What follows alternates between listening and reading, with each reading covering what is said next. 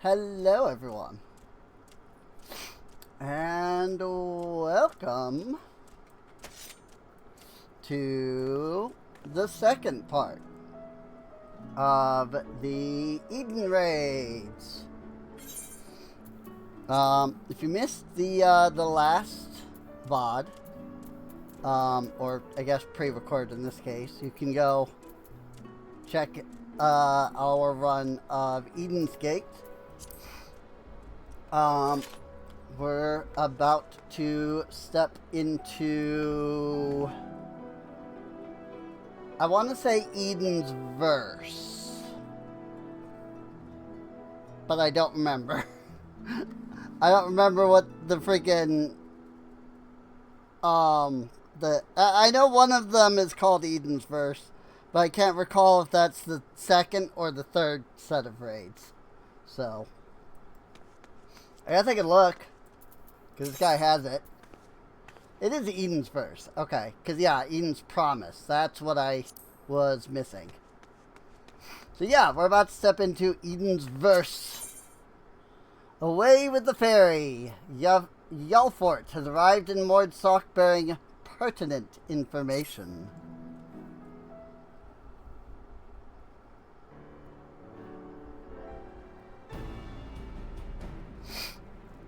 Ah, there you are. I'm part of the team helping with the highly classified and very, very secret thing. The fact of the matter is, I've come to inform you of a rather interesting development. Excuse me, gosh dang. It's about the girl who was brought back from the empty. She's finally woken up, you see. That sounds good. Go for it. You're in. We heard the news from Thancred. Is it true? Why, yes, it most certainly is. Apparently, her name is Gaia. She claims to be a free citizen of Yulmore, although she remembers nothing of the events leading up to her attack on Eden. She's lost her memory? Parts of it, at the very least. We also cannot be sure whether she's telling the truth or if it's merely a ruse. She's yet to display any hostility, which is encouraging, I suppose. And Thancred's with her now, is he? Yes, he's taken her to Yulmore, mainly to verify what she's told us so far. Quiz the locals, that sort of thing. After that, the plan is to come back here, though they're taking rather longer than I'd anticipated. I do hope nothing is amiss.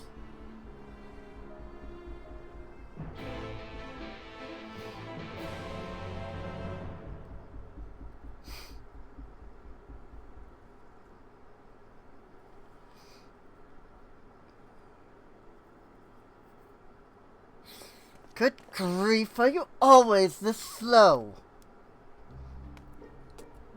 At this rate, it'll be dark again before we know it. The night sky returning is all well and good, but it does make each day seem awfully short. And you are still dragging your heels back there? At least act as if you've got a purpose, would you? There she is. My favorite character from the whole raid. Now look here, I'm not one of your servants. Why don't you try carrying your own luggage for a change? Thancred, you're back.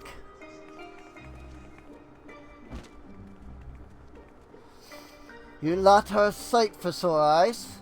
Yes, even you, Uriandre. Guy and I have just finished shipping her personal effects from Yulmore. I'm glad we could finally meet. Properly, I mean. So, did you learn anything useful? Other than where she lives, not an awful lot. Her supposed neighbors barely knew the first thing about her. Hell, she barely knows the first thing about herself. Her recollection of her life in Yulmore is patchy at best. That's a great screenshot, though. But she seems convinced that she'll regain her memory if she accompanies us, and so she invited herself to join our merry band, and for her first act she ordered me to carry her luggage. If you insist on standing around talking, might I suggest finding a place to sit down first? My feet are killing me. I love her. Like, right from the moment that you meet her, it's just like, oh boy. Then perhaps you should have chosen more sensible footwear. Still, it's not such a bad idea, shall we? I mean, look at those freaking heels, dude. Good gravy.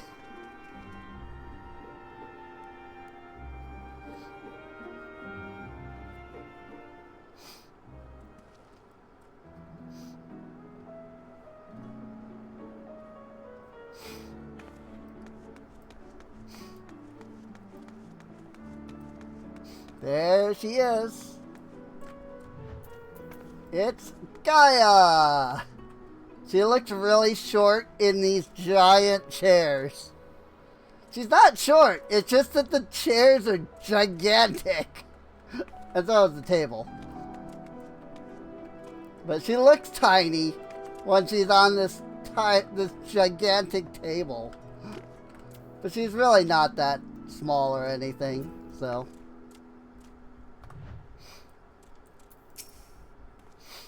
Well, I've given you my early impression of Gaia, but I would be interested in hearing your opinion. Go on and talk to her and see what you make of her situation. Amnesia. 'Tis troubling, though not entirely unexpected. Got so many things I want to ask, but I probably shouldn't bombard her with questions.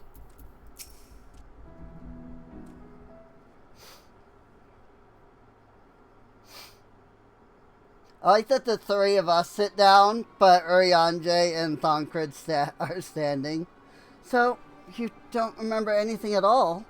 Not attacking us? Not falling unconscious?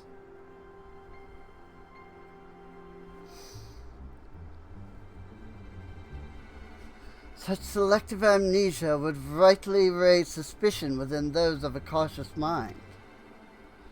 Yet, if she doth speak the truth, it would lend credence to my current hypothesis, though admittedly some further. Not now, Urianger. She's only just woken up. We don't want to bore her back to sleep. In any case, I prefer to follow my instincts, and they're telling me that Gaia means us no harm. After much deliberation, I thought it only right to let her know about our work in the empty, as a sign of goodwill. After all, trust works both ways. Though I would ask you, Rin, not to let your guard down just yet.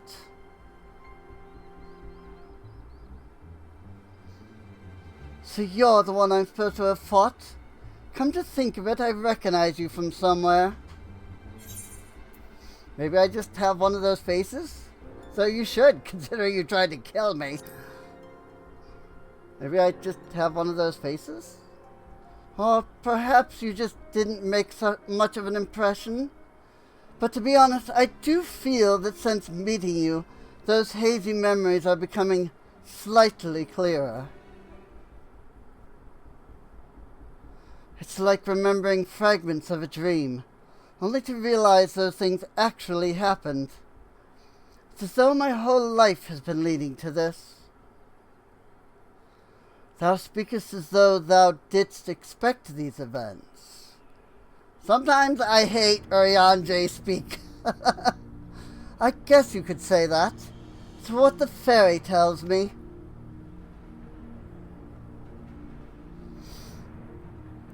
I can't see it, but it's as though there's someone else inside me, and I can hear its voice in my mind.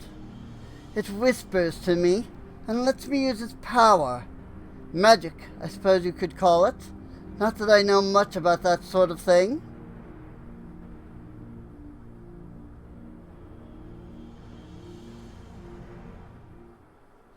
and this power alloweth thee to tear open the fabric betwixt realities, that thou mayest call forth the ether-starved denizens of what remaineth of the 13th?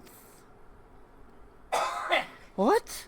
Was that supposed to mean something, or are you just spouting random words at me?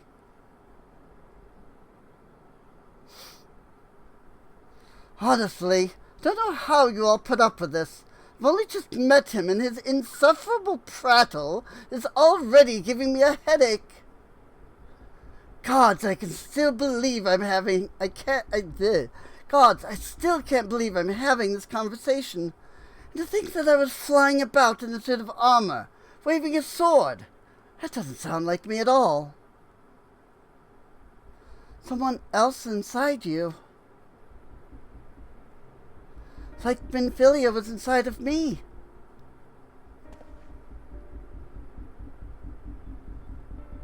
Aye, the similarities cannot be ignored, though it is too early to say with certainty, but Gaia may well be the Oracle of Darkness. The Oracle of Darkness? What does that mean? It means that you may have been right when you said she was something in... She has... Gosh, sometimes I cannot read. It means that you may have been right when you said she has something in common with Emmett Selk. Those who have been used as a living host by an Ascian have no recollection of events that occurred during their possession. This I know from personal experience. But Gaia seems to have some memory still, even if they're a little hazy. Moreover, she has remained in control of herself even when she heard the voice within, much like you and Minfilia. And though Rhine was very much her own person, Minfilia's presence did exert a change upon her outward appearance, granting her hair and eyes a hue akin to that of our dear departed friend. It is therefore not unthinkable that Gaia's raven locks may be a manifestation of the darkness which hath come to reside within her. But I was born like this, and my parents, they both had black hair too.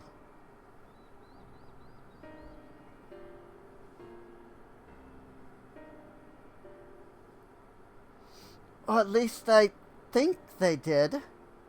It's been so long since I saw them. I can't remember too well. But enough about me. You're Minfilia, aren't you? The Oracle of Light, who they were hosting in Yulmore? That's right. Though imprisoning is a better word. They kept me locked away, and I didn't know much about Yulmore and its people, or the rest of the world for that matter. I see. And how exactly did the Oracle of Light come to run with the Warrior of Darkness? Well, it all started when... And a quick recap of all of our adventures in Shadowbringers.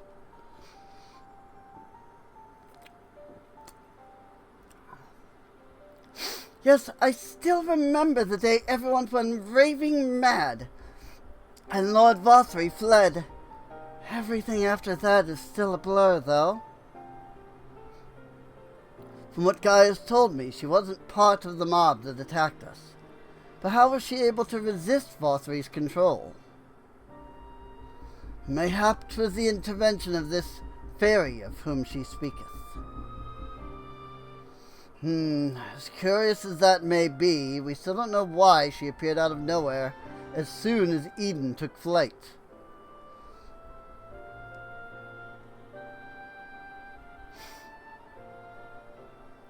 This is just a guess, but I'd say that the fairy reacted to it in some way, and for whatever reason made me go after it. Yes, that seems like the only explanation. I don't know about you lot, but I've had enough nattering. I'm going back to Eden. What? But why? The fairy wanted something from Eden, and knowing what that is will bring me a step closer to discovering exactly what has been living in my head all these years. Besides, my memories aren't going to restore themselves, and certainly not through idle chit-chat. So I'm going, and that's that. I freaking love her. Gaia, wait! Insufferable. Utterly insufferable. And yet we can't well leave her to her own devices. Come on.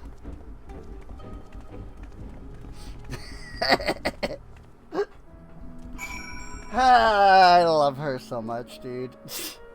She is legitimately my favorite character from this raid.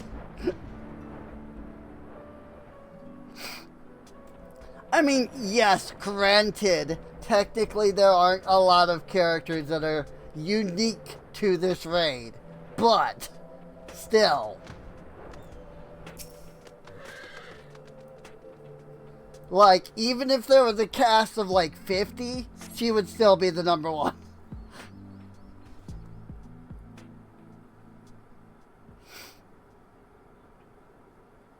Get away from me.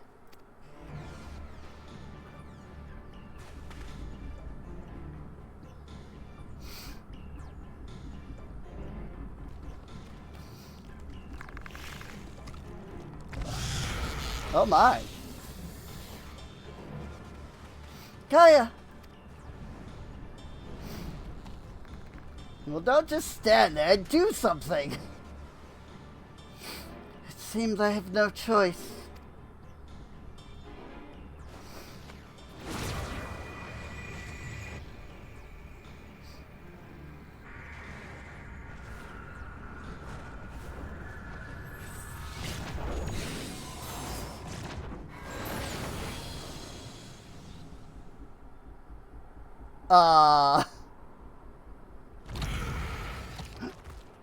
That didn't seem effective.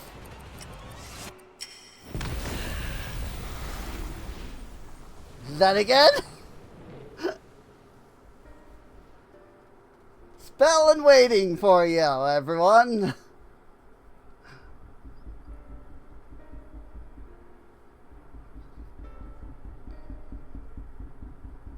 What am I?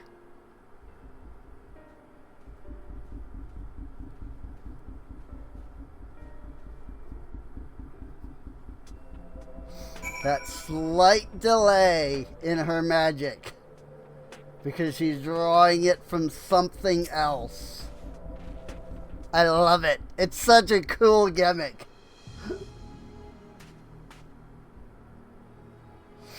What are you all gawping at? I don't mean to stare, but it's not every day I see magic like that. So, this is the power of the fairy you spoke of? Ever since I was a child, it has whispered to me, telling me what to do. That's how I came to use its power. But there are things I can't even explain.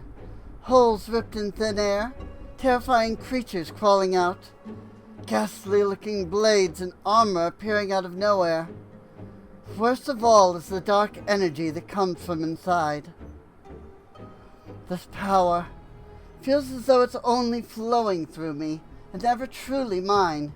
And even when it answers my call, it always takes a few moments for the spells to work. So in summary, you don't have control over the magic. Well, it's not as if I have ever tried to control it. I haven't made a habit of fighting wild beasts. Fortunately, it's part and parcel of traveling through Amarang.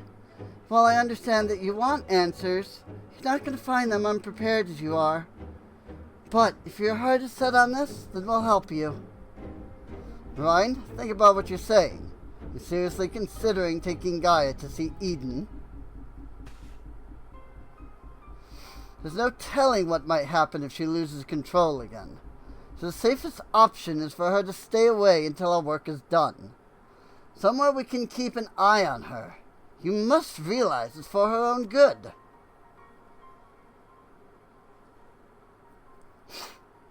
I must concur with Thancred's assessment. At present, we know precious little of Gaia's origin, and less still of her powers. If she is indeed the Oracle of Darkness, her presence may complicate a task already fraught with peril, placing our mission and her own well-being in jeopardy. In full knowledge of the risks, dost thou still wish to pursue this course?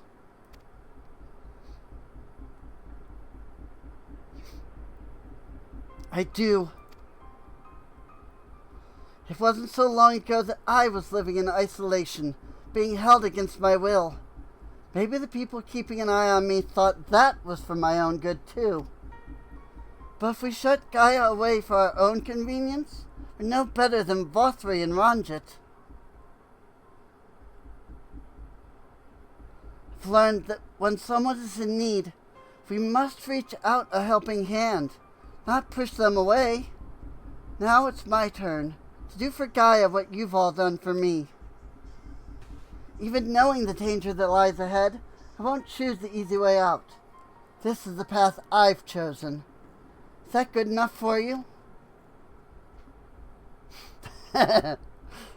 Well, can't say fairer than that. How about you, Ariadne? The light of thy spirit doth burn bright.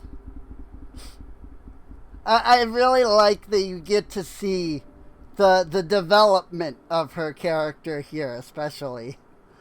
Mine apologies, my dear, but we felt it necessary to test thy resolve. Let it suffice it to say that thou hast left no room for doubt.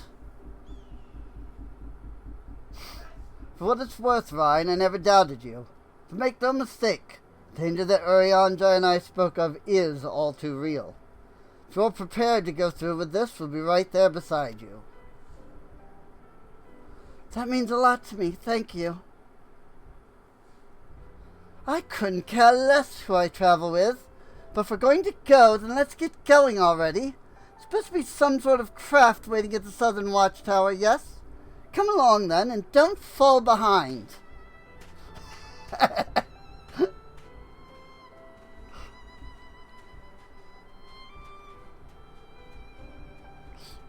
Like, she's such the dominant character. I love it.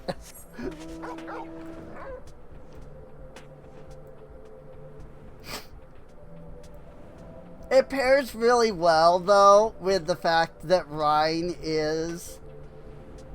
I don't want to say submissive, but she is a much more soft, you know, not as direct, you know, character. So, it might be a bit of a tight squeeze with the five of us, but we'll manage. Perhaps Uriandre can sit on top of our luggage. Part for the empty?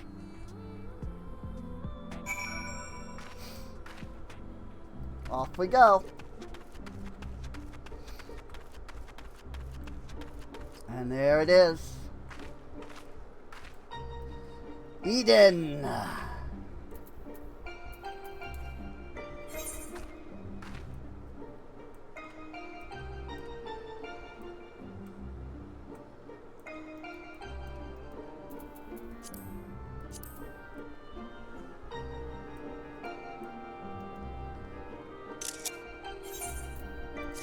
That's a pretty good screenshot. I want to have something that has Ryan, or that has Gaia in it. So, there it is. Away with the ferry.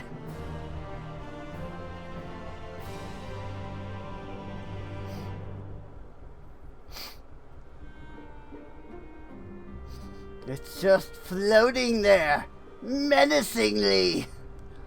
Eden, where I'll find the answers I seek.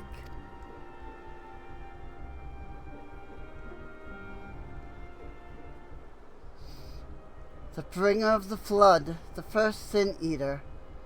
Would it lead me to my past or my future?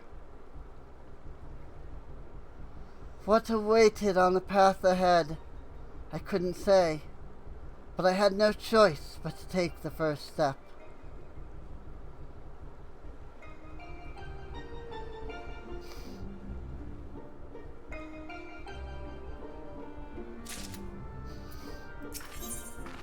Blood and thunder.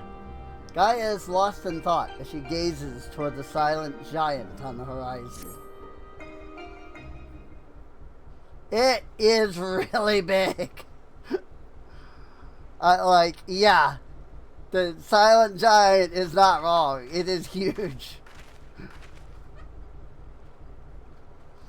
I know what it's like. It was the same for me. But I was lucky, because Thancred freed me from Mulemore, and I had a chance to see the world. More importantly, though, I met all kinds of people, and they taught me not to live in another's shadow, but to be myself. Maybe one day you'll have that chance too. Said your piece, have you? One day? What's that supposed to mean? I just don't know how the great Oracle of Light sees such things. But for someone like me, who's only known life in Mulemore, there was no tomorrow. There was no future. Only the here and now. And while we waste time on these meaningless conversations, I feel each moment of my life slipping away. Time. It won't wait. Not for me. Not for anyone. Don't know how much longer I can hold on to who I am. I'm sorry, Gaia. Gaia? Humph. It's probably not even my real name. It isn't? When Thancred asked me my name, I couldn't remember.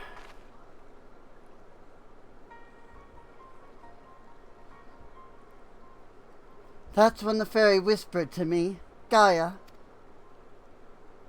But if you grew up in Mulemore, surely someone there must know who you are? Everyone I once knew had either disappeared or had been turned into sin eaters. Those whose faces and names I still remember, that is.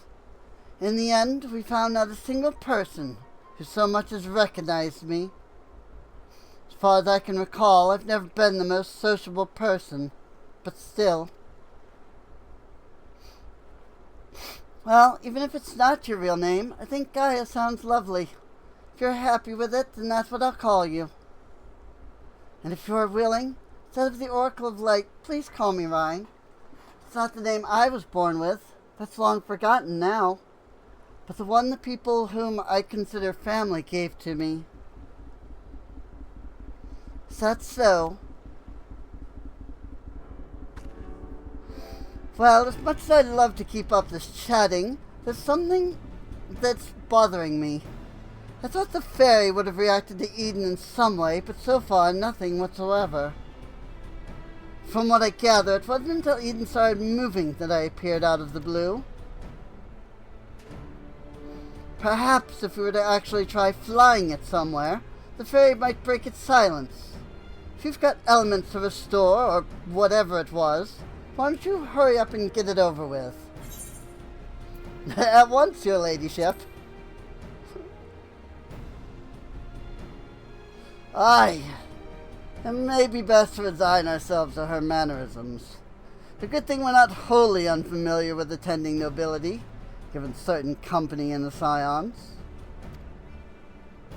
Of whomsoever dost thou speak, I wonder?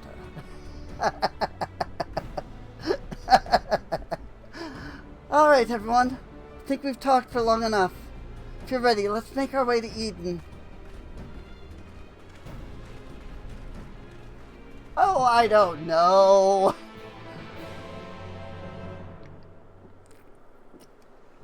Probably just a certain someone. That's all.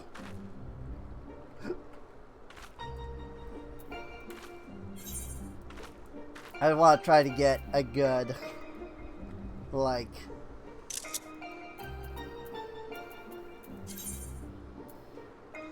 other screenshot here that might be used.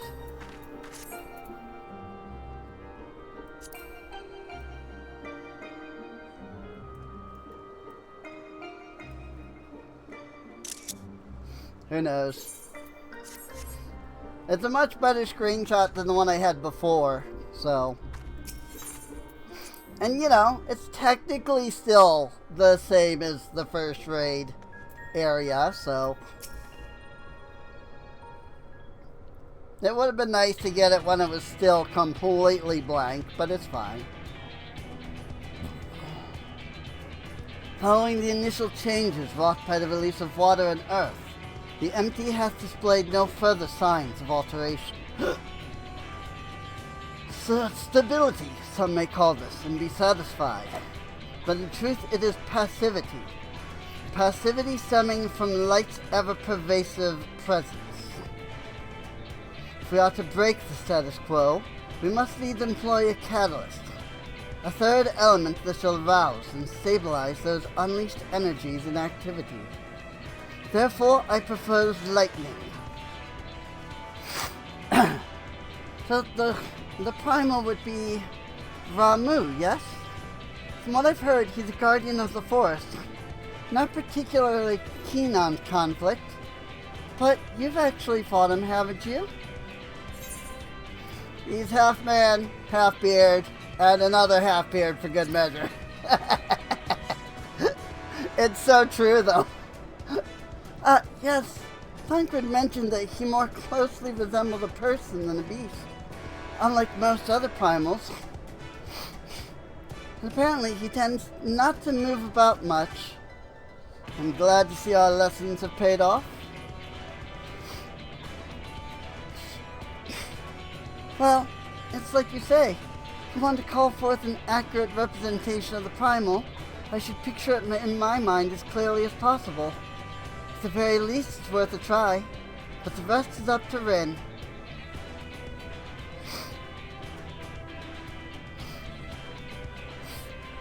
In order for this to work, we need to actually fly somewhere, yes? So rather than sitting in one spot while you exchange anecdotes, why don't you get this blasted thing moving first? One must admit the suggestion is not without merit. Rhine, might I suggest the Gandalf Thunder Plains as our next location? Those plains, it is writ, were perpetually blanketed in storm clouds. The only source of illumination, the ceaseless barrage of lightning. The ambient ether that lingereth there shall provide ideal conditions for the summoning. Ugh! Freaking Ariandre, speak English. And that's where we're heading. Come on, Eden. We've got a job to do. I know. He is speaking English. As much as I hate to say it. This should be as good a spot as any. Alright, Rin. Whenever you're ready.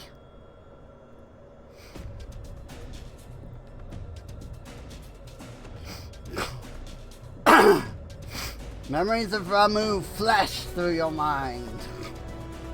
I was gonna say, what's the lightning version? Flash! I thought rumbling, and then I was like, no wait, that was freaking, Titan, so it couldn't be rumbling. Alright. Eden's verse, Fulmination. Wow. Instant. Well, like 2 seconds, but still.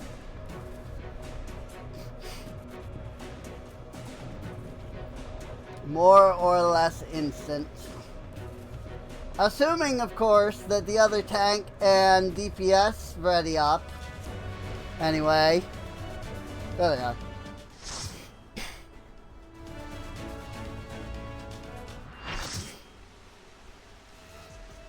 Eden's verse, Fulmination.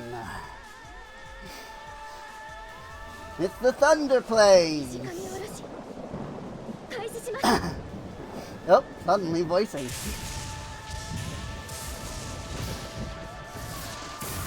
That's right, I think these raids were some of the first to have voicing in them. Imperator of Levin, Ramu. あれが雷神ラム。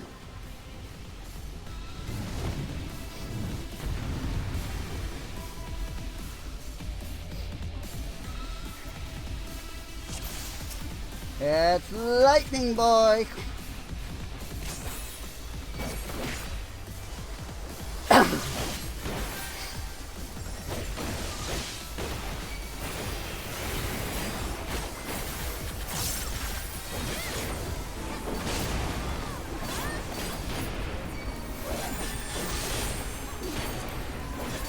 What I'm gonna do, I'm gonna actually turn down the sound effects slightly so that we can hear the music a little better. Wait, this way.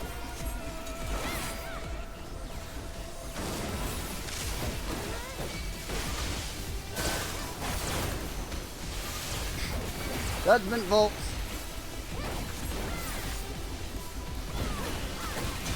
Bang! Want that surge protection or you are dead. Crippling blow. I'm gonna assume that, yep, that was the tank buster. Purely by name alone. The rolling of thunder foretells thy doom, mortal. With all my might, I smite thee. Ha! The freaking lightning orb spawned on me.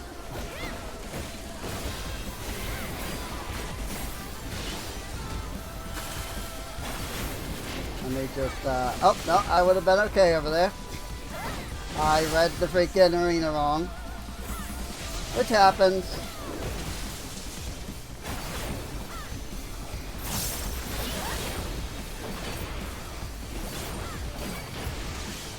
Yeah, he doesn't move around a lot in this fight, but that's really for the better.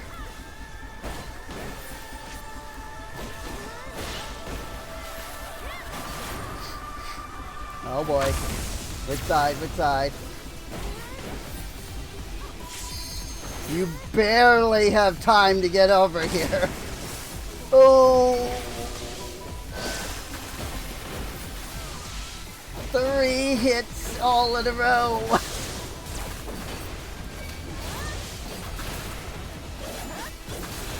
I almost died.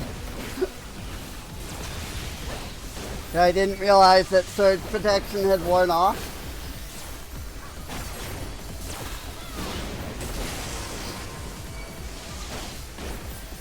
Oh boy. Yeah, this is another one that's actually really fun to do with Black Mage. Because look at this. Like, what the frick?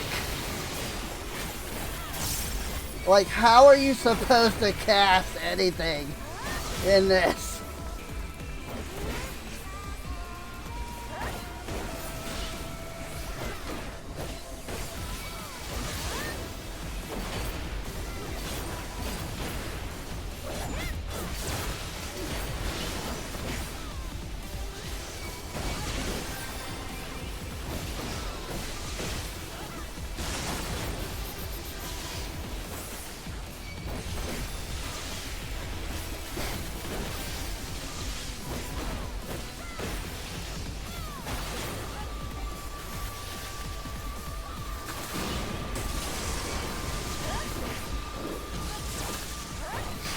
Envelops the battlefield in lightning! Oh my god! It's gonna drop on me. Oh, this is bad. Okay, they didn't move yet. I was right in the way. I was like, oh crap.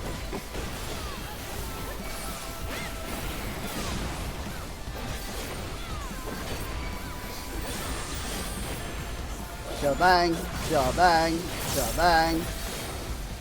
Stratosphere summons. Which one's the shorter one? This one.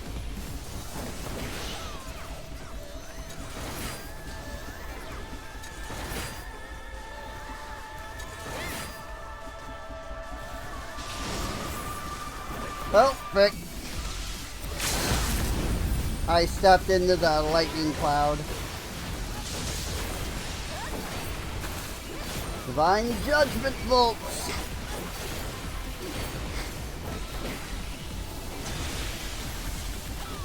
I legitimately read one of his lines. But it's okay. I really wasn't reading any of the other lines prior anyway. I got too focused.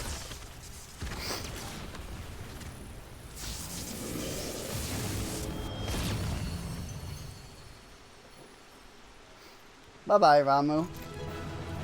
Ba-ba-la-ba-da.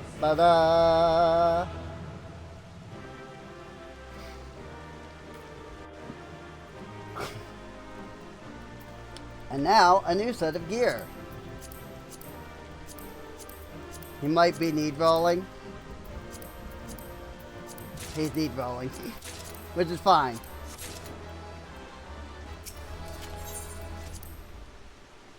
I didn't stand a chance of getting the first 4, I realized. Because I hit greed. Because it was just the 2 of us, so.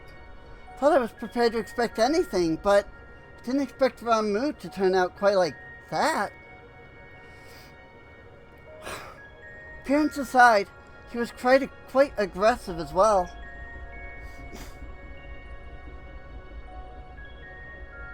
Oh yeah. Sorry, that notification on my freaking phone.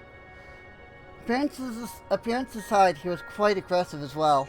Self-belief in him as a kindly guardian clearly makes a difference to his temperament. Anyway, I'm just glad it's over.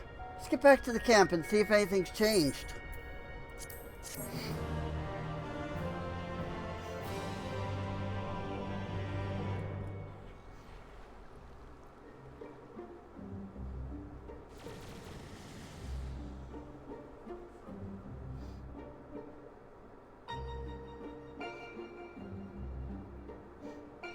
Yeah.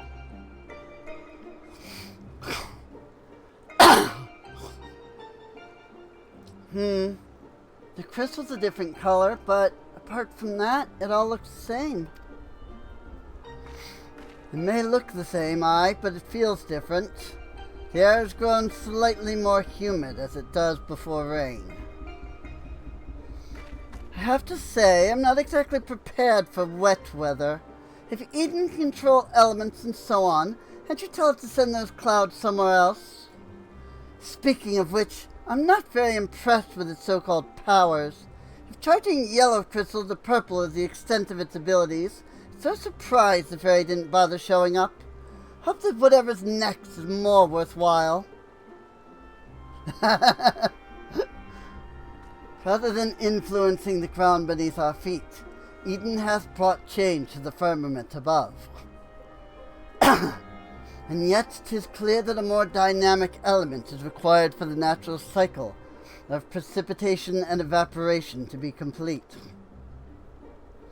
So we need movement. Would wind do the trick?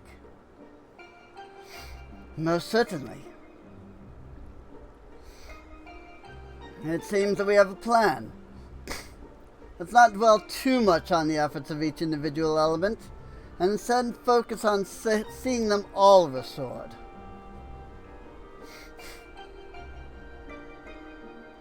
The power of an oracle, not to be sniffed at, it seems. All my life you were a constant companion, your voice ever seeping into my mind. Why then of all times did you abandon me? Deaf even to the crashing of thunder, or were you simply biding your time?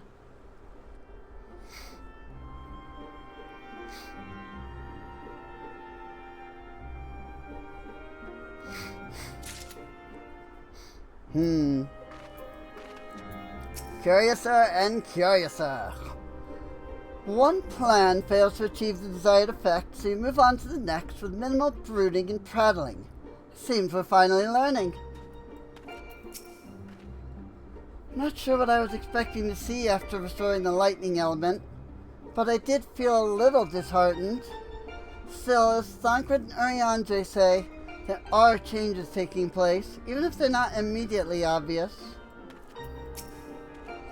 As much as I bemoan Urianger's long-winded explanations, we'd be lost without him to take care of the ethereal science and whatnot. Obviously, I'm quite sparing with my praise, as I wouldn't want it to go to his head. Into the firestorm. Here's the one fight that I legitimately hate. Urianger's knitted brow almost certainly spells trouble, namely for you. I understand they had freaking 6 more fights to do, and they needed to get the primals done in 5 of them. Well, from this point 4. So they had 6 more fights after this. They had 4 more fights to fill. But still. Have we set out once more? Might I ask if thou art familiar with the process by which rain is made to fall? Well, no. It's 7 more fights. And 4 more primals. They had 5 more primals, but they only had 4 fights to do them in. I suppose so? It's an Allegon conspiracy. Kinda? Then thou shan't have difficulty understanding the explanation to come. For the restoration of our first element, the empty was once more blessed with the most essential ingredient in the cycle of precipitation, water. Under normal circumstances, the heat existent in the atmosphere would cause water to evaporate from the land's surface. An invisible vapor, it is borne by the wind high unto the firmament, for it doth condense as clouds before descending once more, returning to the land in the form of rain. It seems we need wind-aspected ether to create more clouds. That hasn't rained yet must mean there aren't enough. And even before that, we need fire-aspected ether to make the water evaporate. It seems to me that one's not much good without the other. Why don't you just draw both elements together?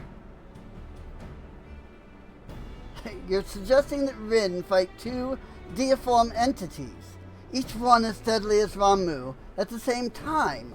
Do you realize how absurd that is? And yet, 'tis a notion that doth warrant further consideration. Excuse me? Oh, you can't be serious! Cast your minds, if you will, to the elemental wheel I did show to you in the bookman's shelves.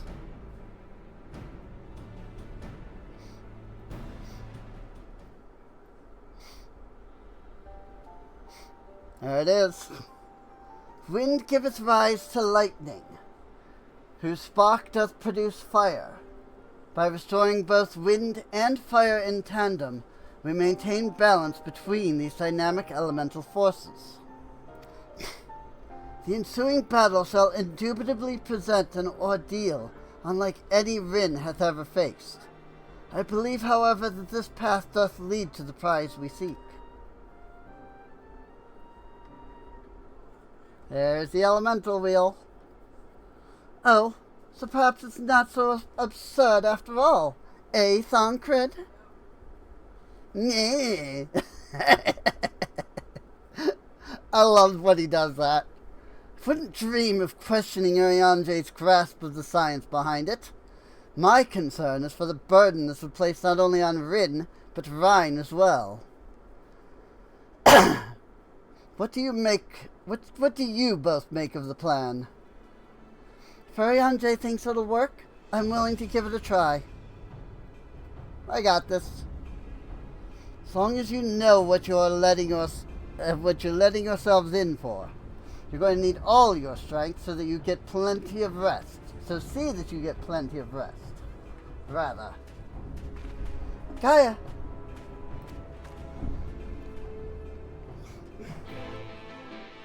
You know, I understand you want food,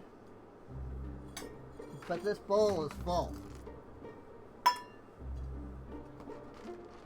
I'm just going to give you the same exact food that was in it just a moment ago. I'm just going to hide it from you so you think it's different food. My cat begging for food, even though her food was bowl. Her food was bowl. Her bowl was full. I'd rather Rhine keep her mind on our work here than worry about Gaia. Mind you, it might be better for them to clear the air before we go any further. I've selected a location in which wind and fire aspect of the ether lie dormant, so I shall wait until Rhine hath completed her preparations, ere I dispense with the particulars.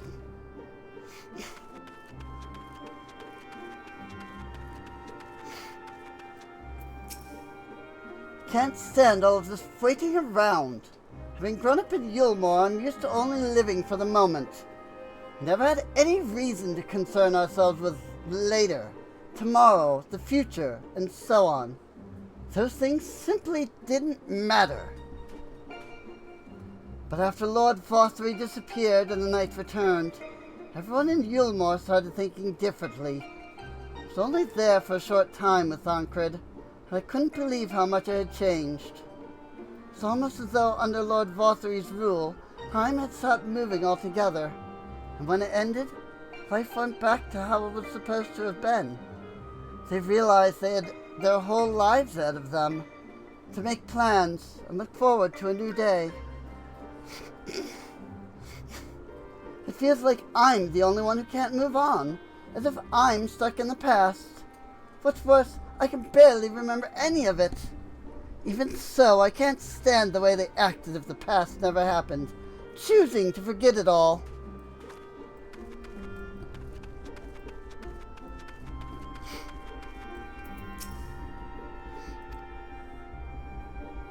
It seems Rhine is reluctant to air her concerns. Were you to rally her spirits, she may become willing to talk. /rally. I like that you just have to hit a button now. You don't have to freaking pull up the emotes or type the thing in or... Yes, you're right. There's no use in trying to pilot Eden while I've got other things on my mind.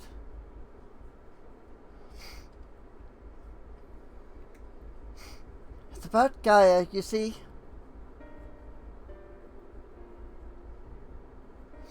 The truth is that apart from Alice and Alphino, I hardly know anyone my own age. I thought that I should make an effort to be nice to Gaia, but, well, you've seen how she is around me. I understand that she's got her own problems to deal with, but I thought that maybe I could help her in some way. It's not my place to intrude. I should probably just leave her be until we finish restoring the elements. After all, that's more important, isn't it? Not necessarily. Let me talk to Gaia while you concentrate on the task at hand.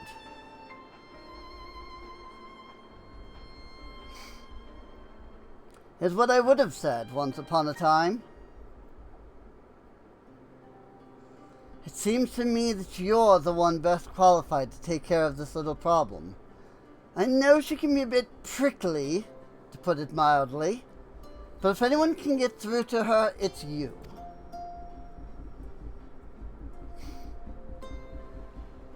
Although we've only known her for a short while, we're all she's got, and I think she realizes that. Just let her know she's not alone, and she'll come around eventually.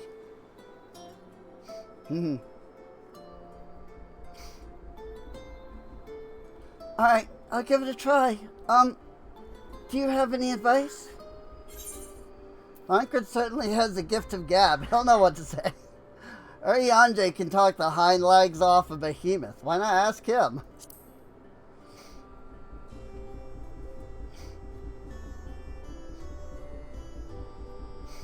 Though I am proficient in many tongues, such as Fey, I cannot claim to be as well versed in the parlance of the younger generation. Their predilections and inclinations are a mystery I have yet to unravel. I don't know much about it either, but I believe I have a plan. Before she even woke up, I've been asking Lena about what's popular in the Crystarium. Thought it might be nice to show Guy around the place one day, you see. So that's what you are doing. Suppose it makes for a nice change of pace from all that studying. And I must commend thee on thy choice of confidant. The captain's powers of observation maketh her a veritable font of wisdom concerning the behavior of the Crystarium citizenry.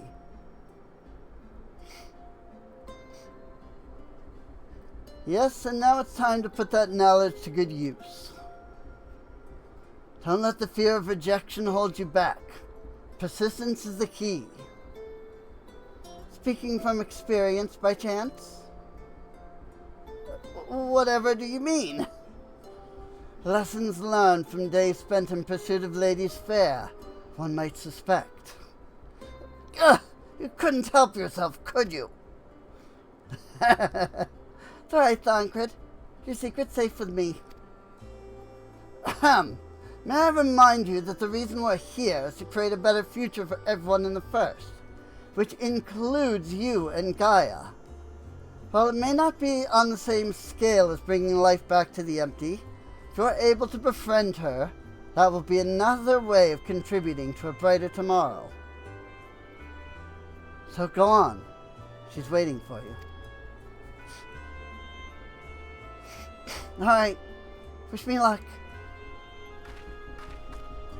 I love these two. Like, I ship them so freaking hard. Freaking Ryan and Gaia, man.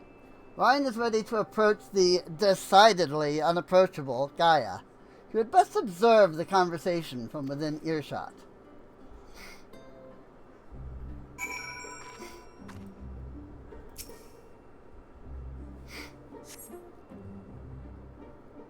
There were probably dialogues there, but it's fine.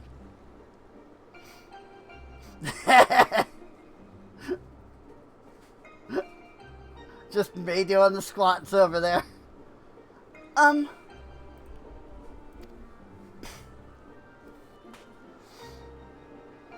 What do you want now? Oh, nothing really. It can wait till later. For all we know, there might not even be a later. If you've got something to say, hurry up and spit it out. Is everything alright? Not feeling strange from being around Eden or anything? Is that what you came here to talk about? Actually, I wanted to ask you.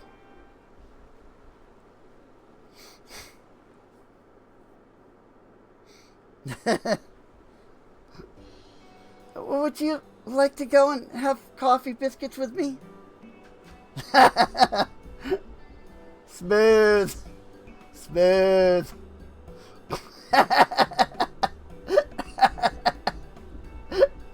I didn't notice that before. Like, I was just like, yes! What? Coffee biscuits. They serve them at the second serving in the Crystarium. Everyone's talking about them, so I thought that maybe once we finished our work here, you and I could go there together. Let me get this straight. You came to talk to me about biscuits. Yes, they're light and crispy, and when you dip them in the coffee, they go all nice and squidgy.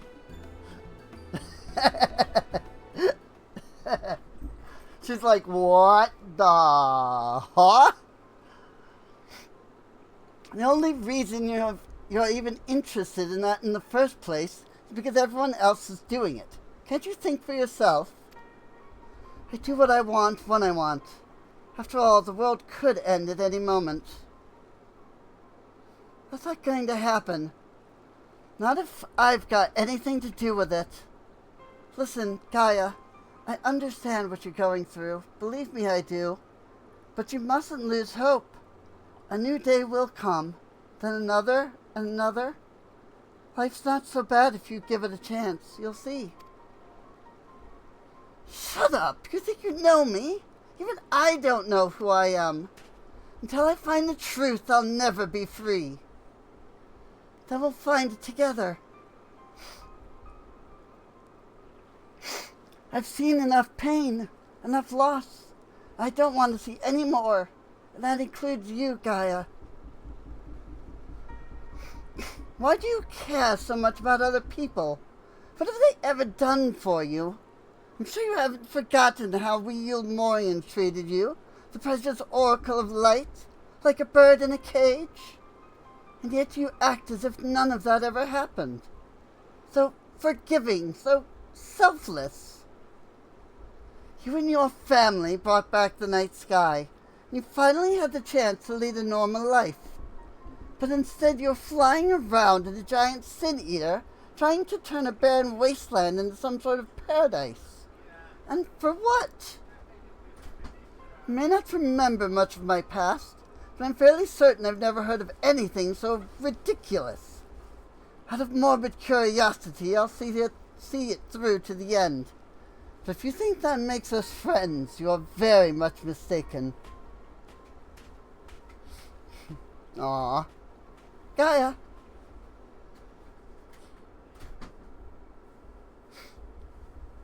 I surmise that to keep Gaia waiting over long would only agitate her further.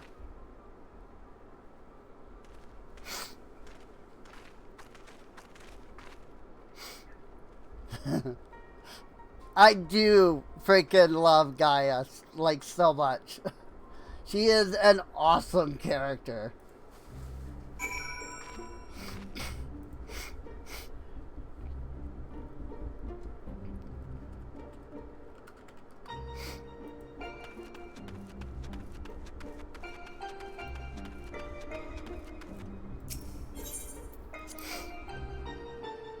And yes, again, I ship them so hard.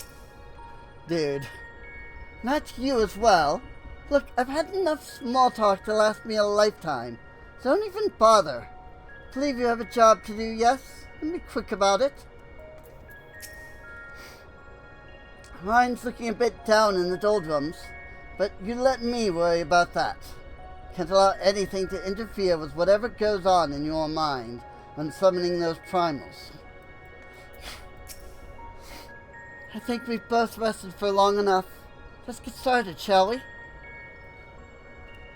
I hope it all goes according to plan.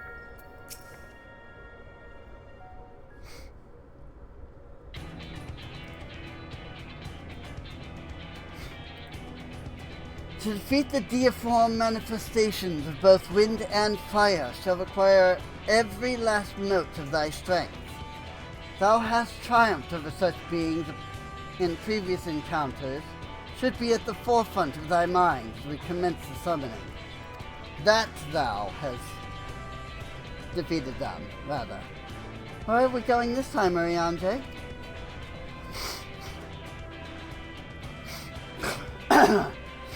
The place called Ashfall doth satisfy our requirements, I believe.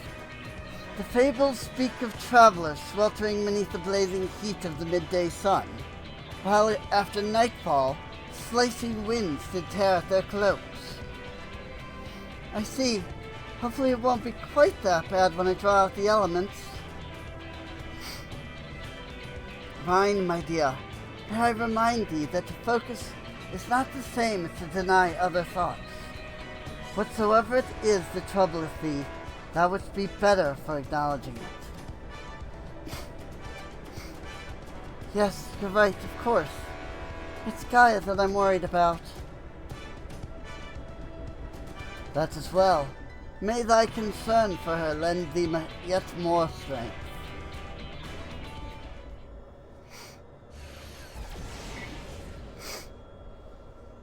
It's time.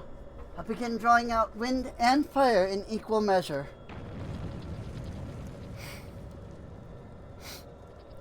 Rin, we'll only get one chance at this, so let's make it count.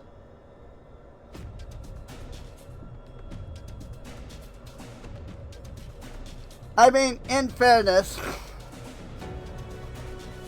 we are way the frick out in the empty. I don't know that even the primals would survive the journey if they tried to, you know, travel all the way to freaking, to Amarang there. Memories of Ifrit and Gaia rage through your mind. Eden's verse, Furor, now accessible.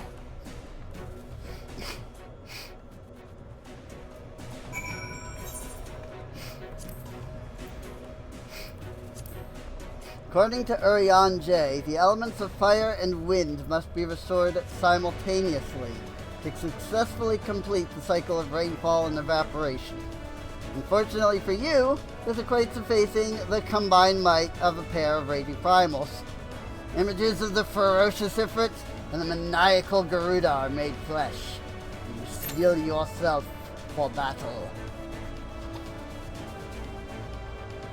And this fight sucks. Like, unfortunately, the problem with this fight is the very fact that it is two primals. Like, I think even with the mechanics, it would be fine if the two primals were separate. The problem is they're not separate. Oh, it's Ryan that's the thing that's glowing. Okay. I was like, I thought it was this. So I, pointed at it, and I'm like, why is it like I'm getting like indirect light here? Because it's Ryan that's glowing. See? Now I get direct light. So she's the thing that's emitting the light. But yeah, unfortunately, my biggest complaint with freaking Furor, I don't know how to say it. My problem with this fight is the very fact that it is two primals. And so you never get a point where you're like, this is what one of them does. Because it's like, by the time you figure out the first one, it switches to the second one. And then by the time you figure out the second one, it switches again. And it's like, oh my god. Freaking, I wish that it was just, like, again, I get it. Freaking Bahamut is literally the only freaking raid that has 5, like, areas in it. And that, even then, that's only the first Bahamut. Every raid since has been a 4 raid tier. And so it's like, okay, you need to do Ifrit, Garuda, freaking Ramu, freaking Shiva,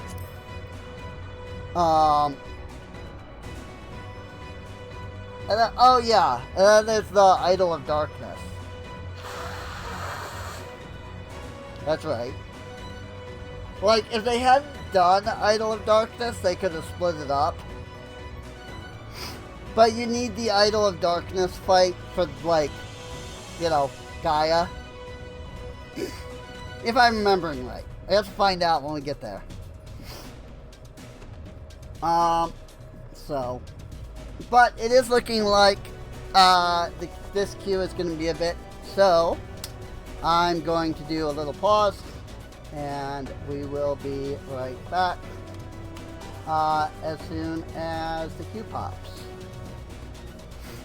Before that, you know, you'd never realize, like, time does still move for us who are recording these. You know, like, we did a little pause, and for you it's like instant. But, like, I hit pause, and then it's, like, my brain goes, okay, and now the thing should happen. No. I have to wait still. You don't, but I have to. Hey, that was like a minute, so that wasn't too bad.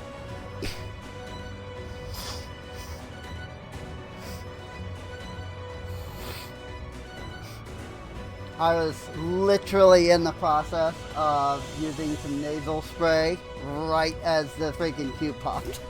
So I was like, well, I guess I unpaused and then also nasal spray. So that's what that was. In case you heard like a weird noise and my like sniffling there for a moment. Oh my god, DPS. Come on. Freaking Q. Ah! Why? Pure.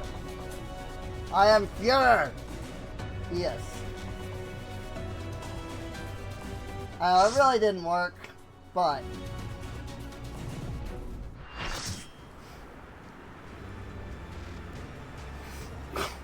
Inverse Pure.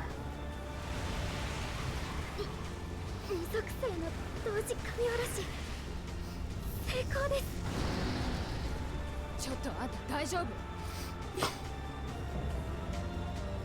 Garuda and Ifrit, Heritors of Fury.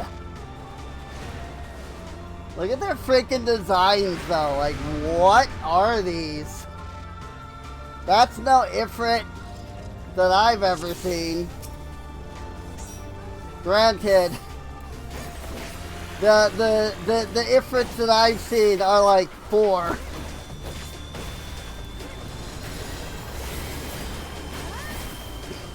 Cause like, you know, oh, okay. I've seen freaking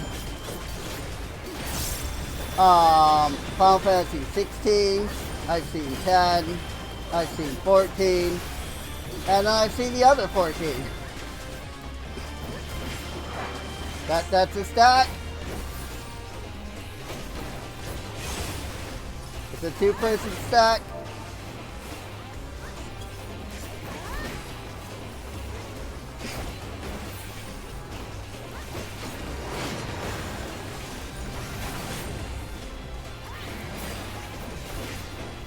Two-person stack? Okay, just barely made it too. Someone hug me.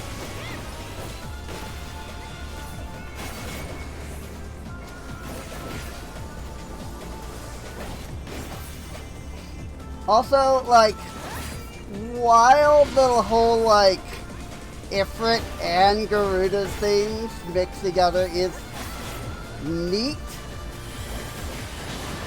it's also just really funky. I'm not sure I actually like it.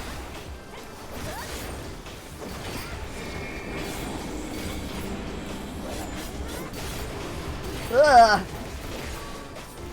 Oh, frick. I didn't even see the orb. Insolent ones! They dare defy me? Pitiful display! Stand aside!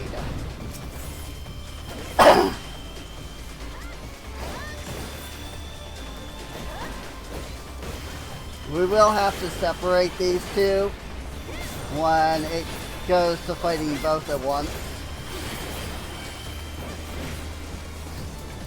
I will probably take Ifrit, considering I have aggro on Ifrit.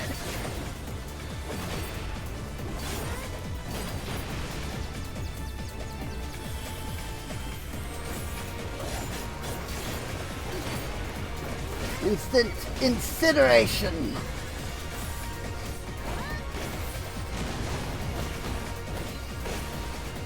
Actually, the aggro is kind of going back and forth between me and Toasty here.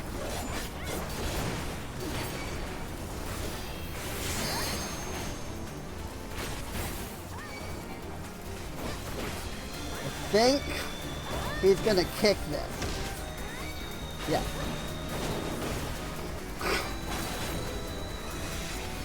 That's what I was pretty sure of. It's freaking alt-right, basically, for that mechanic. Mortals are not so easily bested. No more games. We face them together. Alright, I will take Garuda then.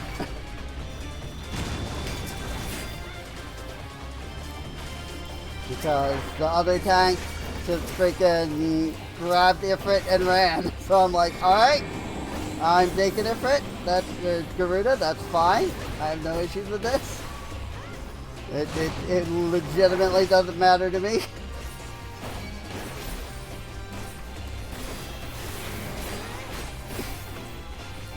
Let's separate the lines. But yeah, the way that mechanic works is it'll target one person, and then however many lines there are, people need to move in and like take it off of them. Yeah, well, -1, I suppose. Whoa!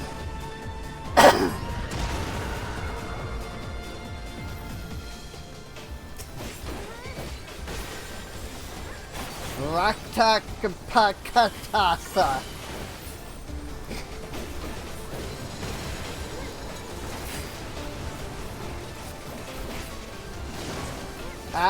Oh, it missed. Even though I was directly in it, it missed somehow. I don't know how, but I'll take it. Well.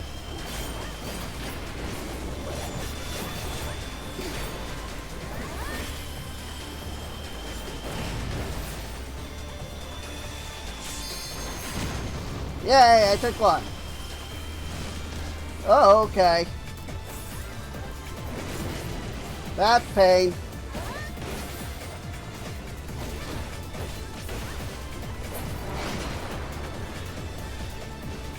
This, admittedly, is part of why I hate this fight.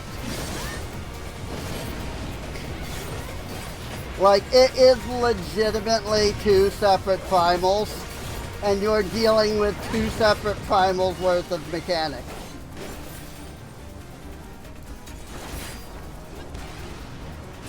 And like, yeah, that is legitimately the whole idea of the fight, so it does make sense. But at the same time, it's a bit much. You know? But it does feel like it's two primals and like you're fighting two primals. So they technically did a good job with that. In that regard, you know? Oh, that was... okay, it didn't count me. You see, if there are more than two people, it does not go well. Like, it is specifically a two-person stack.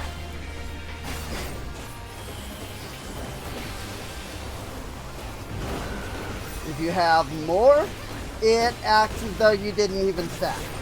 If you have less, well, then you didn't stack, so, you know, it acts as though you didn't stack. Ah! Keep dashing into the freaking... I keep dashing because I think like, oh yeah, you know, he's in the middle, that'll take me to the middle. But then it doesn't, because he's not in the middle.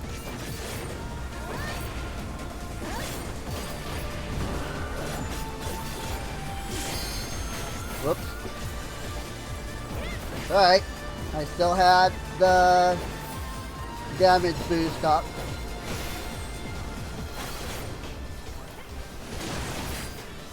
Only 2 stuck.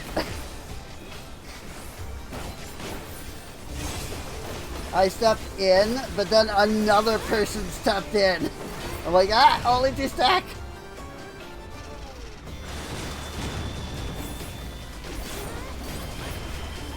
LB? Anybody? No LB. Alright. That's fine. I don't have it on my hotbar, so. And it wouldn't have, like, done damage anyway, but if I had it on my hotbar, I would have used it there at, like, 0.5. Just to use it, because why not? As they say, use it or lose it, right? So, like, we're gonna lose it either way. Might as well use it, you know? Like, we don't have it anymore after the fight, so. Da da da da da.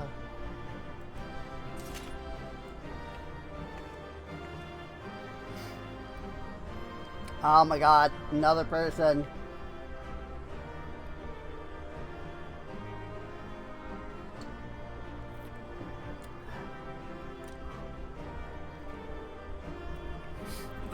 Go AFK immediately after the fight ends. I guarantee you it's freaking Kyle over there. Because he's the one that's, you know, over there and standing still. He's still in the same spot as he was when the fight ended. If he's AFK, that's not going to do anything, but maybe, you know, if it plays over a speaker or something. It does no good if he has, you know, headphones and he took off the headphones. I did. We'll be right back after these short messages. Oh, wait. Nope, there he is.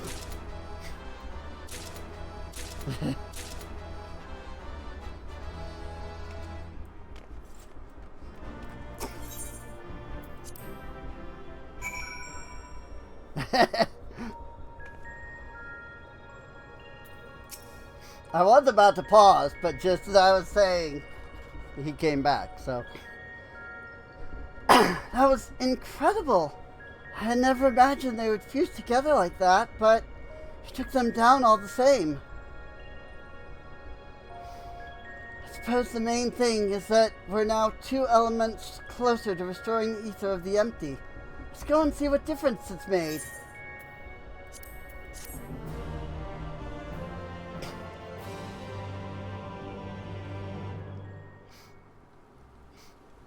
Oh. Somebody asked me a question in the chat. Both fire and air in the crystal. This is the thing I find funny, is like, every time we beat something, the crystal changes to that element. But when we complete all of the things, it goes to all of them. Like, why isn't it like layering, you know? It actually worked. It's like Urianger said it would.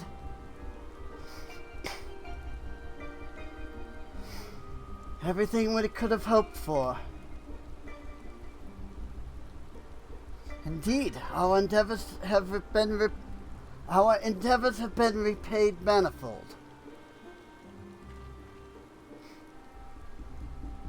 Wonder what will happen when we restore ice.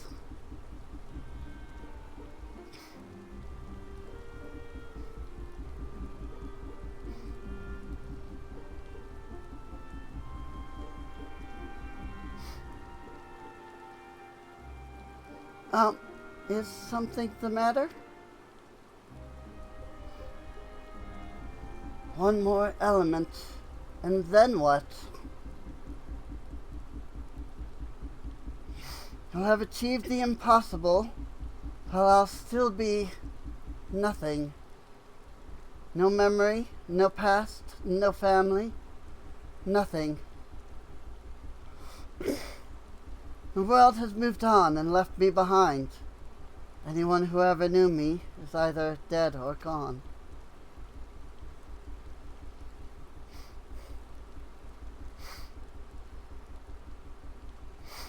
So, Almighty Eden, you can mend this broken world, but you can't restore one girl's memories? Give me my life back, damn you! I still hunger. Ah!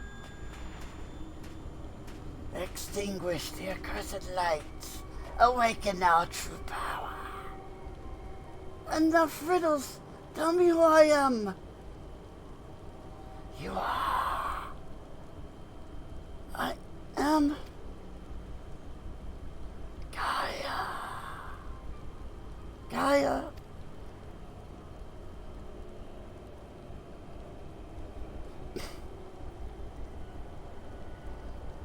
Gaia? What's wrong? Reclaim your memories. Fulfill your destiny. I don't understand. Gaia, can you hear me? Get away from me!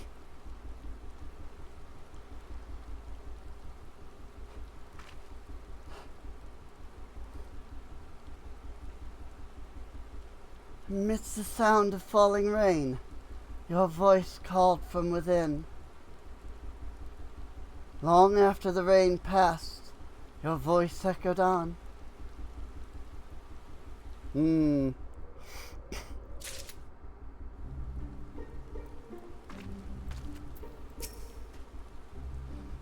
Just get it over with, would you?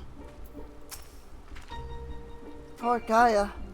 If the fairy lives inside her, why would it let her suffer like this? I wish there was something we could do to help. Pray beyond thy God, my friend. Gaia may yet relinquish control to the voice within. Heart of Darkness. Tancred is looking particularly chipper, despite the heavy rainfall. Oh, it is still raining. Oh, yeah. I literally have a freaking umbrella. Well, this downpour is precisely the result we were hoping for. The novelty of standing outside in the rain does not wear off rather quickly. Not to mention, Gaia's looking a bit under the weather. Let's continue this conversation in Eden's core. I feel like I keep doing a different voice for Tancred every time.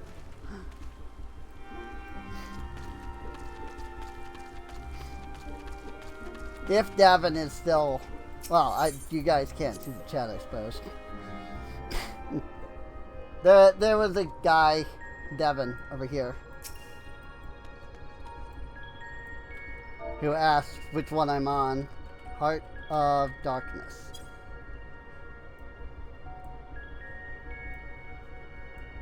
This guy. Like, right as I switched to cutscene, he was like, which one are you on?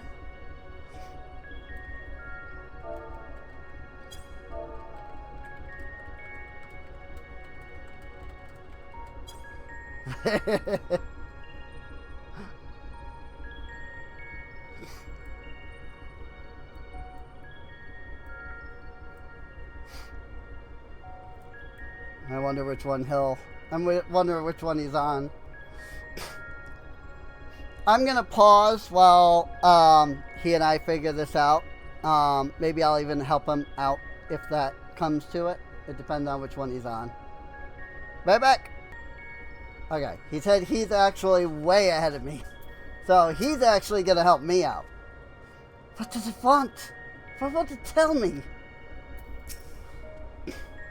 Not sure what's going on with Gaia, but it's certainly a cause for concern. Perhaps this is the fairy making itself known. Now that I think about it, I don't really know all that much about Eden. Since we need to find out how it's connected to Gaia, to try to understand it at a deeper level.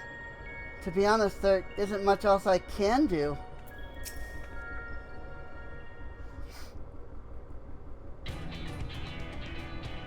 Ere we set forth to restore the element of ice, I will discuss the manner in which the summoning shall be undertaken.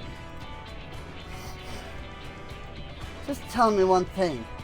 Is this going to bring the empty back to the way it was before the flood? While none can say for certain, the change we have observed at points of ethereal intersection doth give us cause for optimism. It may be reasonably assumed the empty shall continue to transform and, in the decades to come, regain a semblance of its former state. Decades? I don't think you've quite grasped the sheer scale of the damage left in the wake of the flood.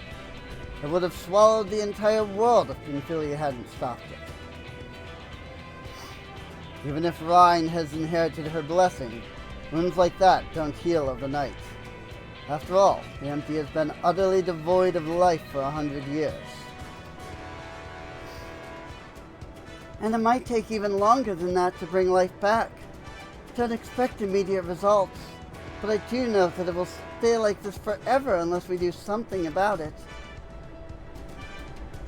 My sentiments precisely. Only once the final element is restored shall we have a glimpse of the future that awaiteth those of generations to come. Yet to come. You do all this for a world you may not live long enough to see? Well, here I am, so absorbed in my own problems that I spare barely a thought for anyone beside myself. Excuse me, gosh. I was like in the middle of that while I was reading that. For so long I've listened to that voice telling me what to do, who to be. I was so scared of what might happen if I disobeyed. But I don't want to live like that anymore. I want to be me.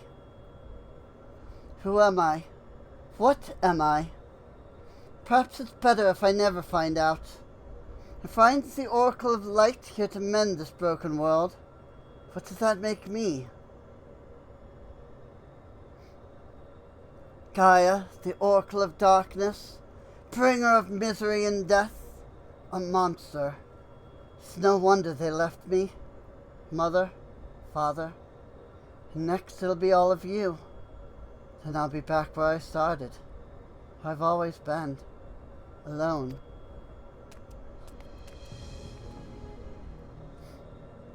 Gaia, is it the fairy? What's wrong? Afraid I might lose control and ruin all your carefully laid plans? No, it's you I'm worried about. Right, I'm going outside to clear my head. You just do what you need to do, alright?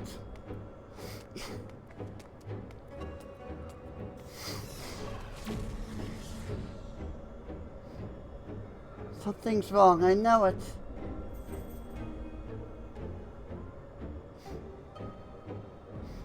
That much is clear.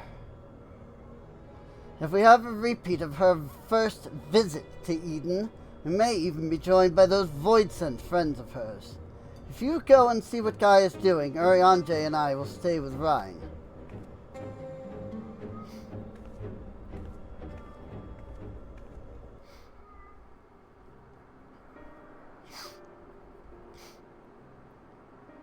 She went to the top of Eden. My name is Gaia. That's what you said, isn't it? Eden, the flood. What does it all mean? No, it can't be. Is this what it's been waiting for all this time?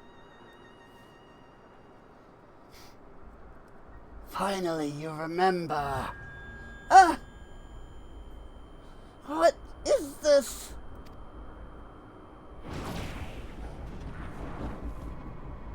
Oh, crap! That doesn't seem good.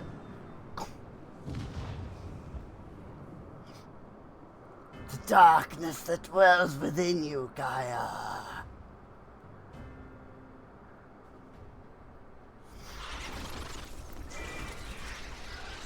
The accursed spawn of light are drawn to it, like moss to a flame.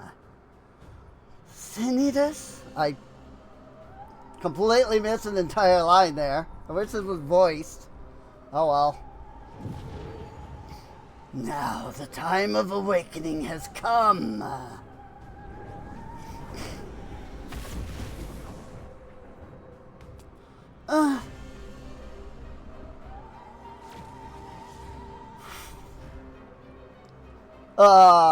That's not good.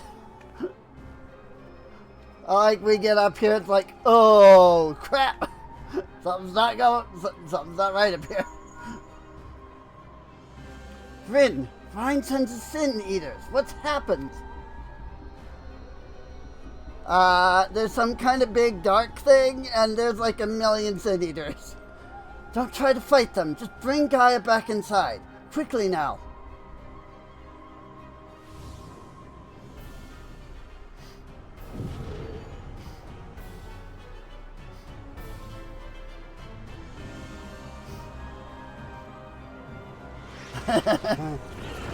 Oh crap!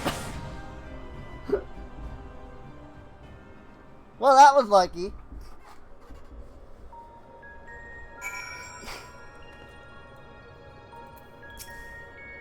She is unconscious.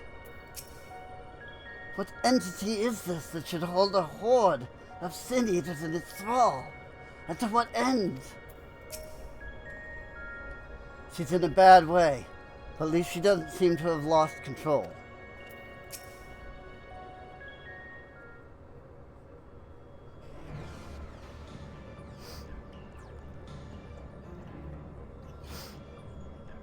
What's happened to her? That's a concern for later. First, we must deal with those Sin Eaters. Rin, if thou wouldst care to repel our assailants without, I would task Thancred with standing guard within. I shall tend to Gaia meanwhile. Sure.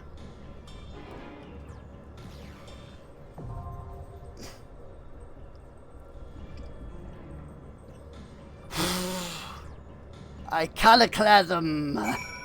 Oh boy.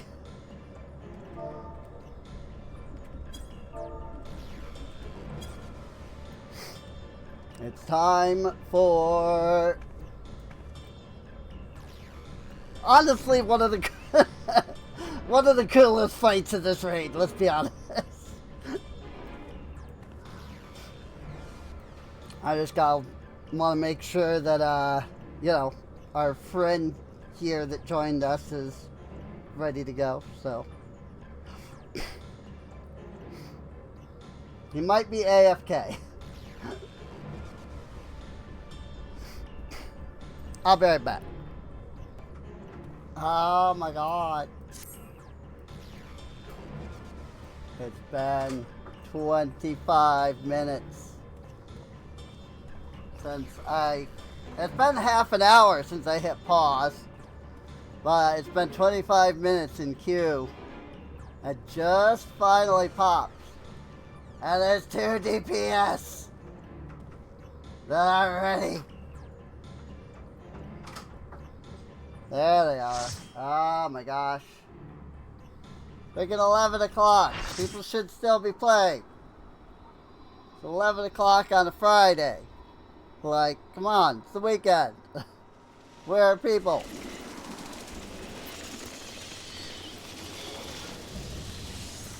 Antithesis constant. The idol of darkness. なんて数の積み食い。迎撃をお願いします。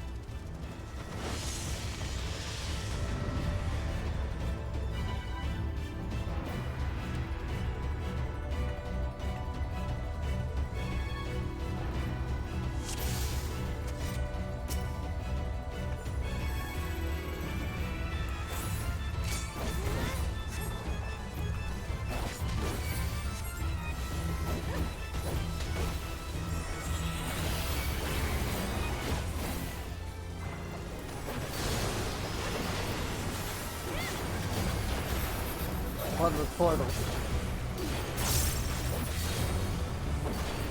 Let me move over here so that I don't hit nobody.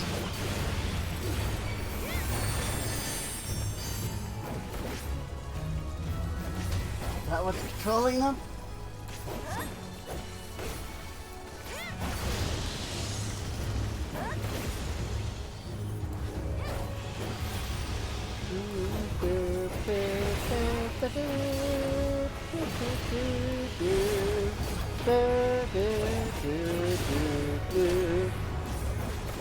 I just love this freaking song.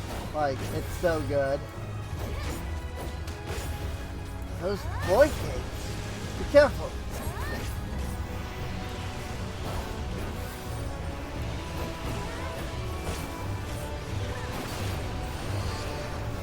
Red first. Not that it really matters if we step forward. The first time it does this mechanic, you can just completely ignore it. After that, you gotta actually do it though.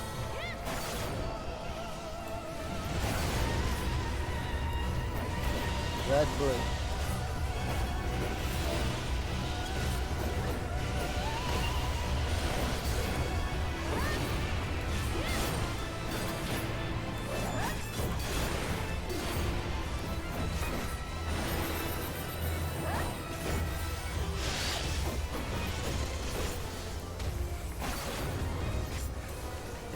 Away with thee!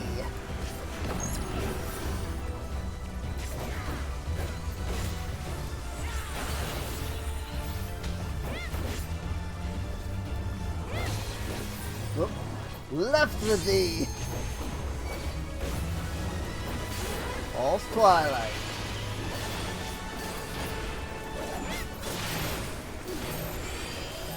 Twilight was bad enough. Do we need a false version? Maybe a false version of Twilight would be good?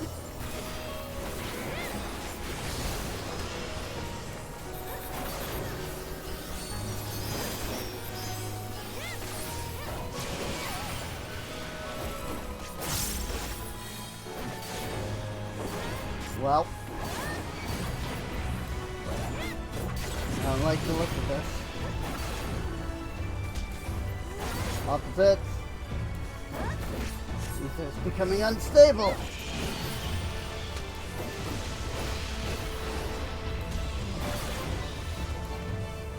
Light to dark, dark to light.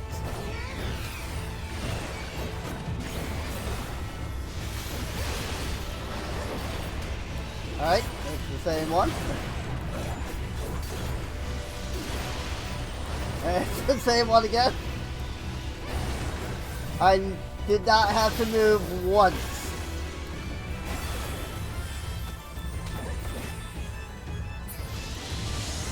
Alright. Boss times.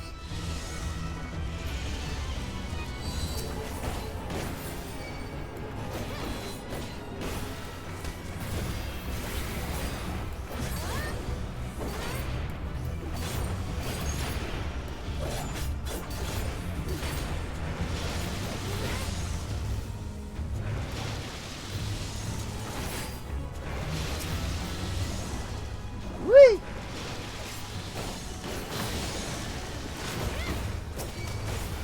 Now we can bring them together.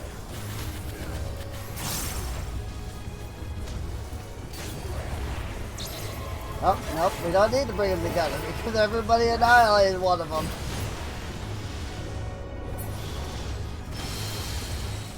Oh, and the other one's dead. Good. Cool. Something's coming. Watch out! Art of light.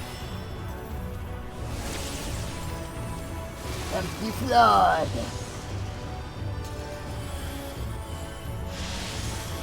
Okay, seriously though, I need that. It was about to run out.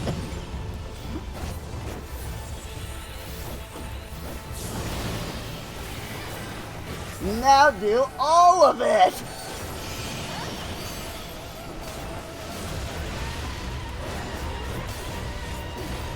White and the red.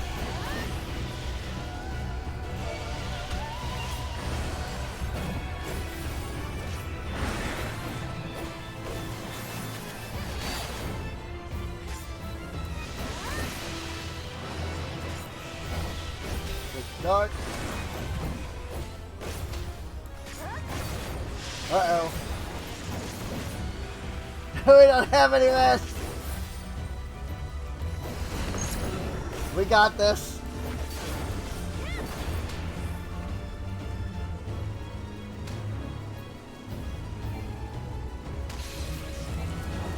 Whoop.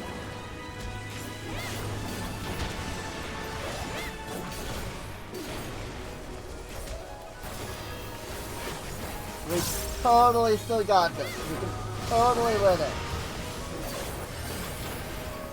Maybe. Bolide!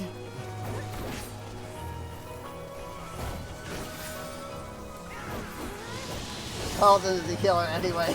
True! Time to think with portals.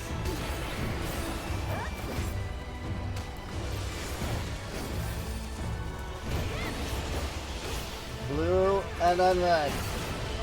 Blue, red. Nope.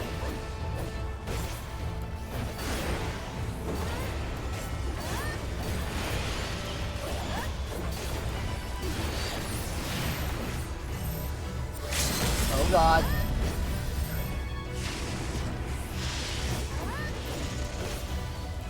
We needed the stack. Well, we just didn't have enough people.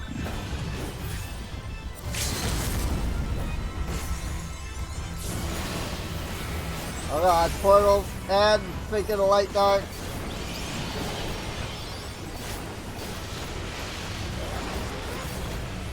Oh God, and the light is in blue.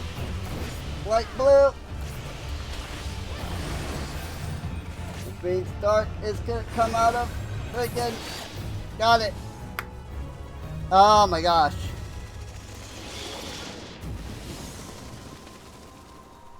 I should have memorized dark red instead of light blue, but oh well. Because I thought I memorized light blue, and then I stepped into freaking blue, and I would have died, but we didn't. GG. That was so close. It really was.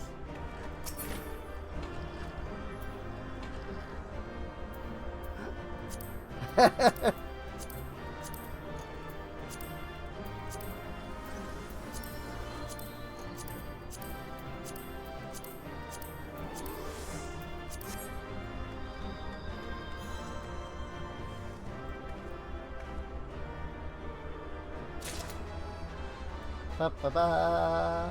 Oh, okay. Well, only two things actually got rolled on. 3, 5, 6, 7, 8. There it is.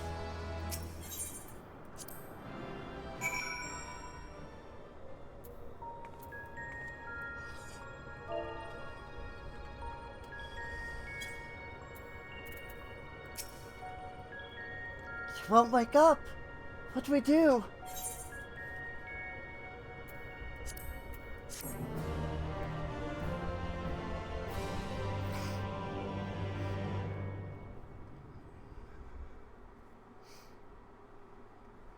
What is this place? Where is everyone? It's been half an hour. I had totally forgotten the voice. Where is everyone? So, I'm all alone. Even the fairy is gone. Endless silence. Endless darkness. Is this what death feels like? It's no use. No one can hear me. How ironic. All those times I wanted peace and quiet. Now that I finally have it, I wish I had someone to talk to. I thought I couldn't stand to be around them. All their interfering and fussing. And yet I was never lonely.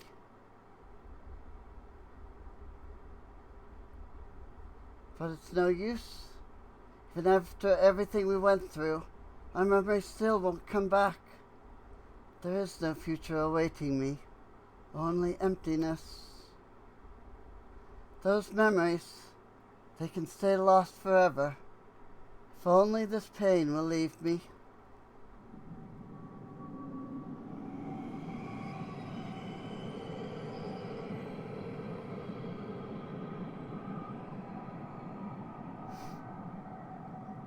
Now, I close my eyes and sink into darkness. And then, I'll suffer no more. Gaia! Mother, Father, wake up! I understand now. Why wait for tomorrow to claim us? Gaia, can you hear me?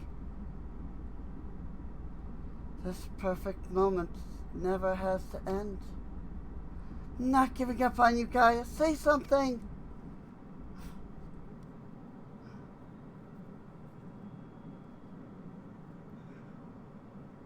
What do you want?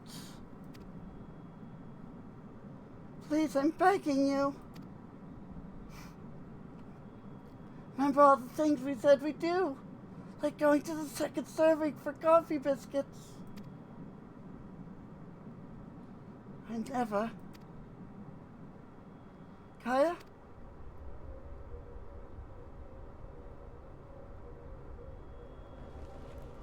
I never agreed to anything of the sort.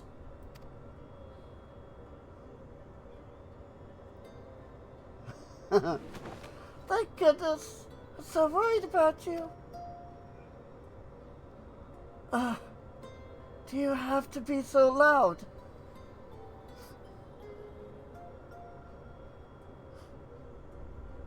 The fairy fell silent, only to be replaced by Ryan's voice, ringing through my head.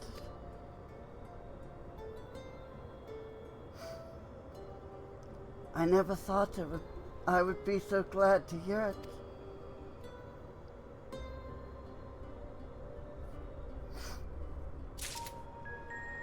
Yay! The power of love! I ship them so hard. Whatever that thing was, it was able to control a vast swarm of Sin Eaters, much like Vothri. Then again, it's clearly nothing like a Light Warden. In any case, it's gone now. Just hope it stays gone. Though Gaia has regained consciousness, I surmise that it shall be some time before she is fully recovered from her ordeal. Still don't know exactly what happened, but at least the danger's past for now. On thin ice. Gaia's recent ordeals have left her rather more subdued than usual. I've all gone through a lot of trouble on my part. For what it's worth, I'm sorry. Anyway, I've delayed you for long enough. Please, carry on with what you came to do.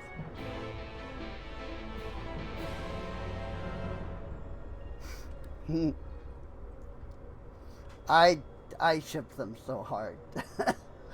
Like, by the end of this arc, I was just like, freaking get married! I'm glad you're back to your usual self, but how are you feeling? I'm much better now. Something is still bothering me.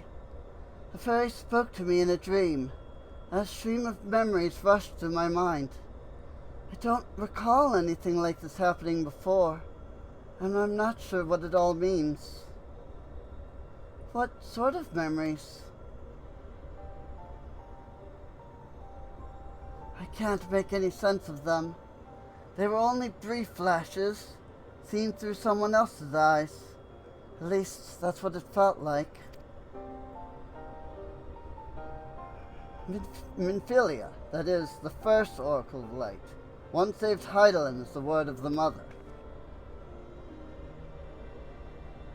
If the Oracle of Darkness is her counterpart under Zodiac, then we had best prepare ourselves for the worst. Aye, the night's return did tip the ethereal balance towards activity, which may have served to awaken the fragment of his power in the first. Having thus roused, he did then fix his gaze upon she who had been marked by darkness, Gaia. Marked or no, Gaia is still her own person. Wow, voice crack. Everything alright? It's nothing. Anyway, let's forget about all that for now. There'll be plenty of time to think it through once the last element's restored.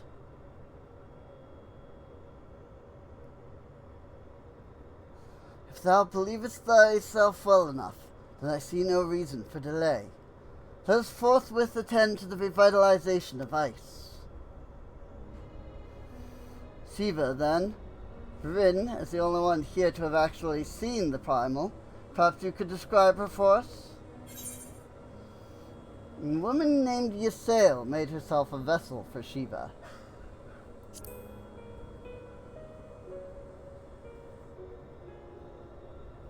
So, she summoned into her body the imagined essence of someone who lived over 1,000 years ago? That such a thing should be possible.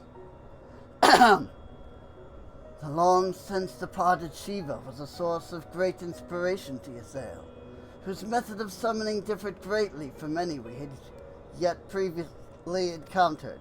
I don't know where the yet came from there. By the echo did she bear witness to the deeds of the noble Shiva, and thus was she moved to dedicate her being to that selfsame cause. 'Twas this devotion that granted her the power of a primal. So, she was able to control it herself? Not getting any funny ideas, are you? Just thinking aloud, that's all. Anyway, we'd better get going. Our journey leadeth to a great glacier situated in the northernmost region of the Empty. I'll get us there as quickly as I can.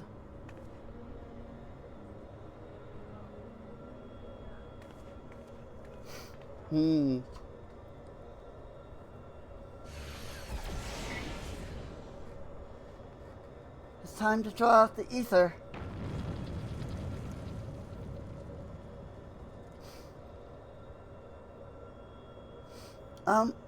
I was thinking, huh?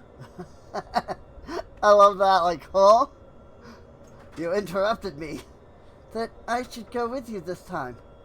I want to be the vessel for Shiva.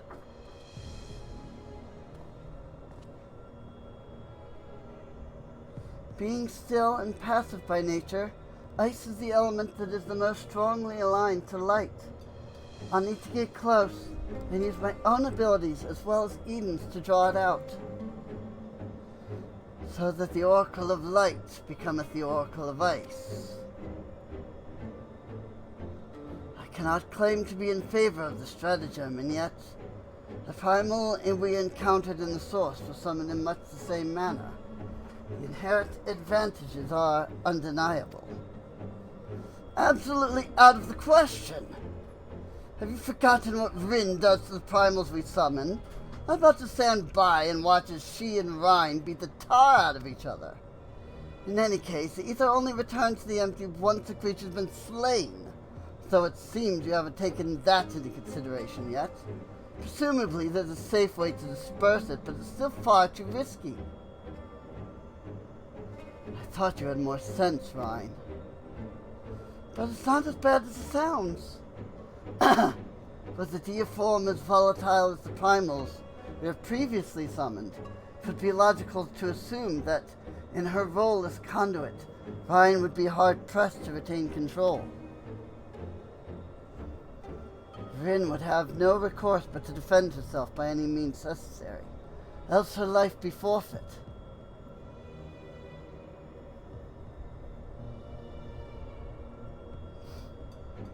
I know it's dangerous, but I can't let that hold me back. Please, I've got to try. But I don't see why this is even necessary in the first place. Never had to take risks like this for the other elements. Eden possesses almost infinite power. But what would happen if it began acting without my intervention? If it started to feed on the ether just like other sin eaters, it would undo all of our hard work. There's a disconcerting eventuality, and one which cannot be dismissed. I'm worried that even if we realign the elements, things will eventually return to how they were following the flood. But if I train Eden how to nurture the environment, rather than drain the life from it, we can leave it to take care of the empty in our place. I'll channel the ether through myself and show Eden how it's done. This isn't some house pet we're dealing with. If it all goes wrong, then what? I know this all sounds like I'm taking a leap of faith, but it's been a gamble every step of the way. We've managed to come this far because of faith in ourselves and in each other.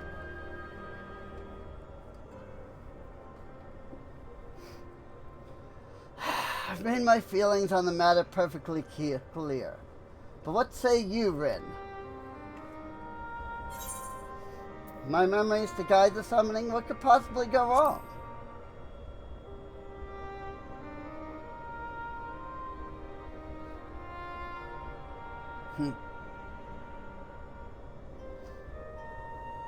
Fine. I suppose that if you've got your heart set on this, there's no point trying to dissuade you. Just don't do anything reckless. Is that clear? That's Crystal.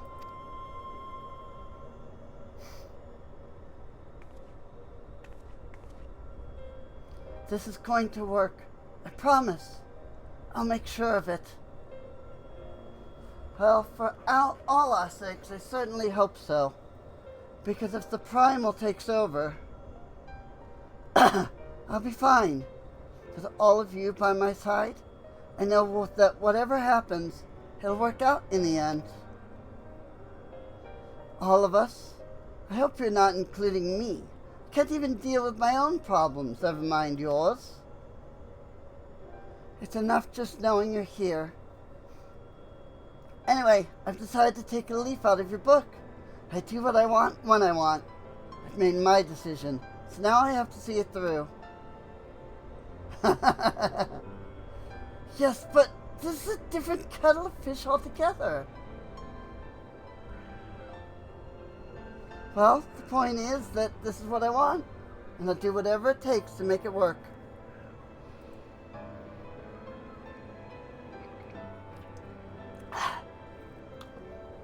Sorry, my voice. I needed a drink. So, this is how much it means to you. I don't know how well, the different voices are coming across. They sound completely different to me. Memories of Shiva envelop your mind.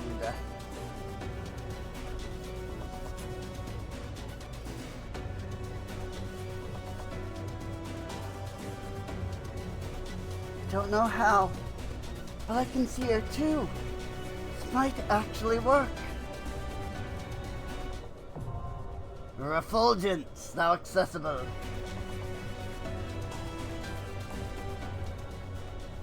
Oh boy.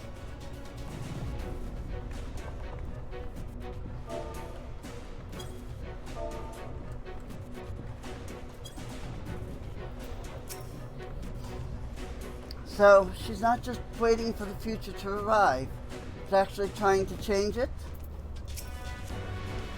Both Ysael and Archbishop Thornton offered their corporeal forms as vessels, unto which the likeness of permanent figures from Ishgardian history were projected. However, the nature in which each met their demise is perhaps best not dwelled upon. I think Eden is sending your thoughts to me. I see Ysayle and Shiva. They only wanted peace.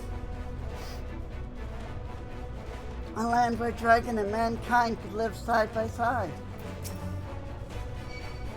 So many things left to chance. All I can do is wait and pray. I think the 12 can hear me on the first.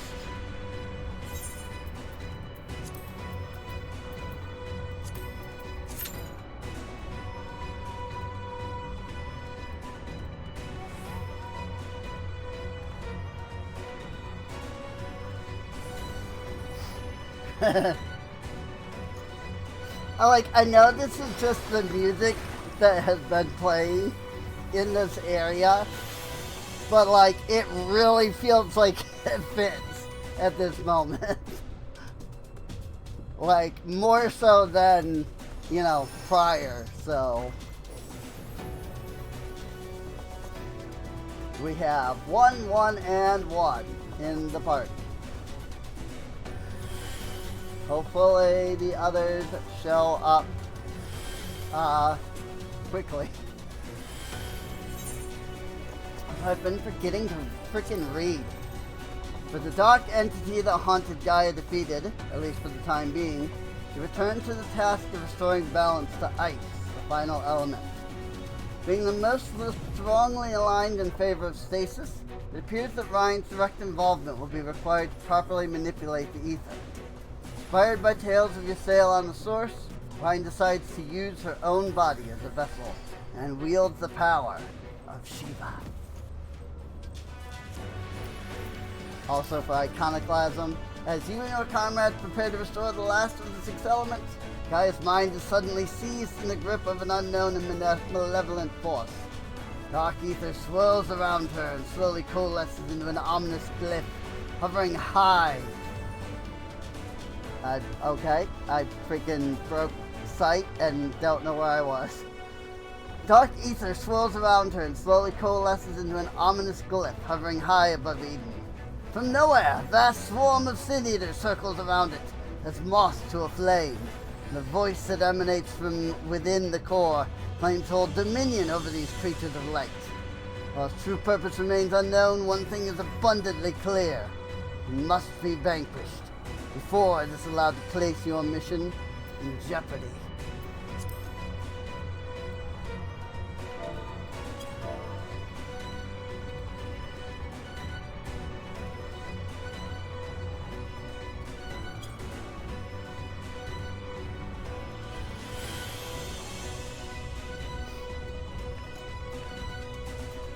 Alright. Needed though. True facts. Well, hopefully this won't take another half hour to get into. Because freaking it's the last one that we need for this recording. So what I probably am going to do is stop here once we're done in this raid. And then try picking it up maybe tomorrow or whenever I can record next. So, but that'll be in between, you know, like when I end this episode. So, but hopefully we'll get into Refulgence and be able to do freaking Shiva and get like the literal best cutscene in the entire raid series, because it is. So but we'll do a little pause, and when we come back, the queue will have popped. I was hoping that it would pop right as I said that, but it didn't. Okay. That was like 5 minutes, assuming that, you know, everybody ready's up here. It's not at all when sitting on ground.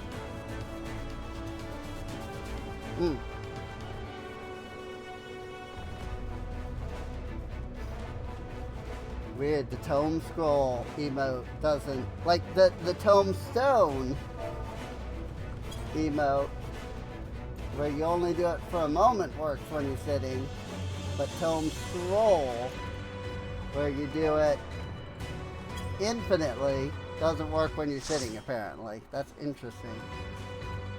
Hey, got right in.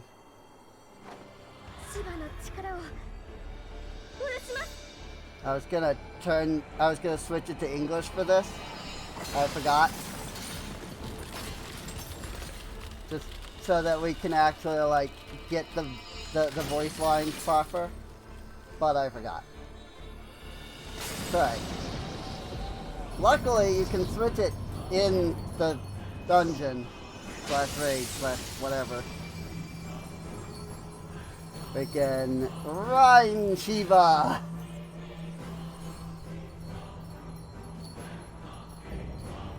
Herter of Frost!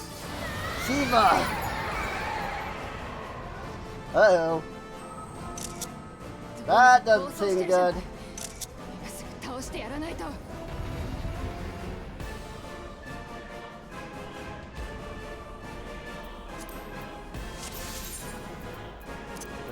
If I just go and do a right click, apply. Now we get the English lines. That! Somebody freaking DC'd! Oop.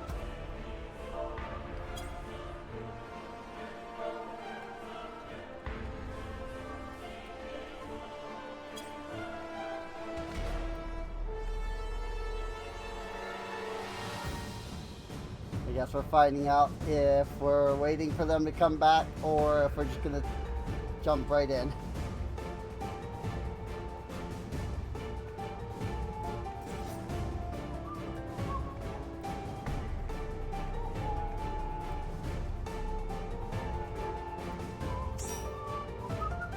Hey, they're back.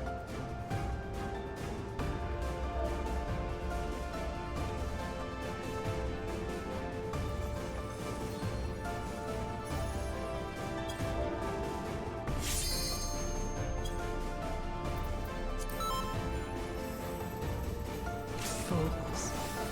You would Ow, stoke cat. the fires of conflict.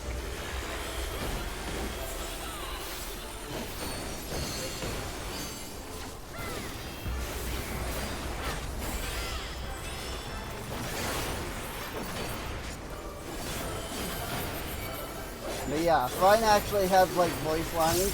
The light shall usher in peace.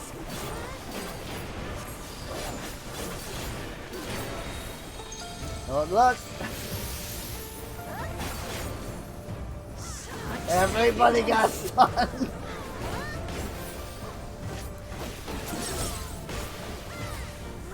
When she redresses into this, you look away. When she redresses into the other outfit, you move away.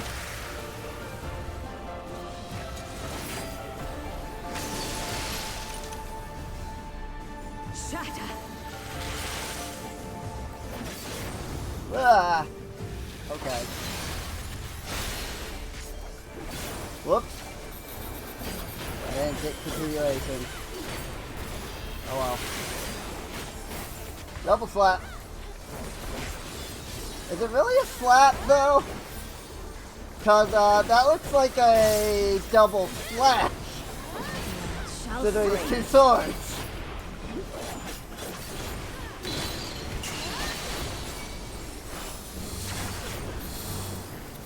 Hey, it's kinda nice that I'm not main tank. Never mind.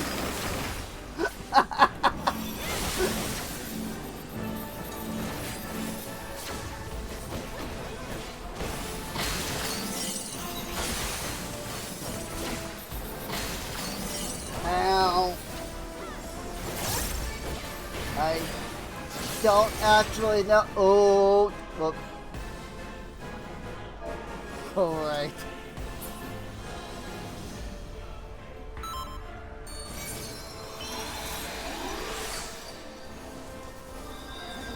After becoming Employee of the Month for the 5th year in a row, residents themselves a raise effectively immediately. Nice. That was the healer's raid macro. light shall usher in peace. Oh, look!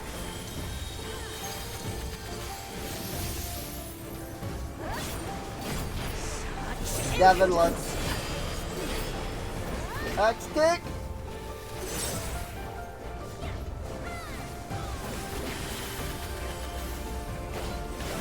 Ryan, my girl, I don't mean to be mean, but, you're like 16.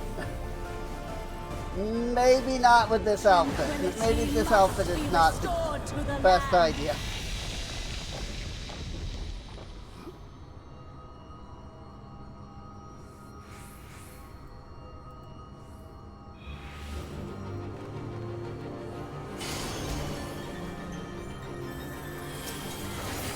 Like, I'm all for revealing outfits, but like, you're like 16. Whatever age she is, I think she is canonically below, you know, 18.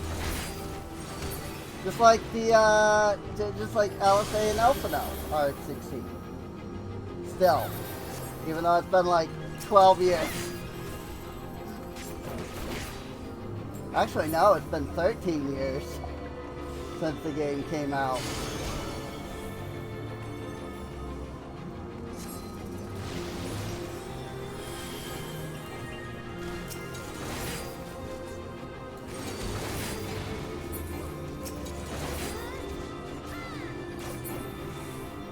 Heck yeah. 0. Nailed that. Frickin' nailed it. Because she's at 0, she actually skips her attack here. She actually does an attack there afterwards. But because we hit 0, she doesn't get to do it at all, which is fantastic. Wait, no, don't do it. Is this the one? Hang on. Oh, no, okay. I think that it must do that first, and then the next one that she does. You don't want, because she splits it and puts it at the edge of the arena.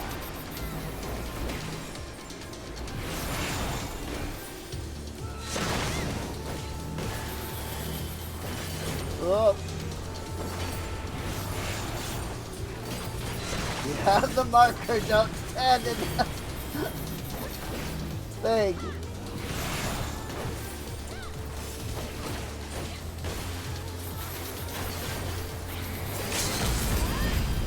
Oh my gosh, we're gonna freaking annihilate her before she even gets to do anything. Yeah, she's already gone through her, oh, I've almost died, so I can't do any more max phase.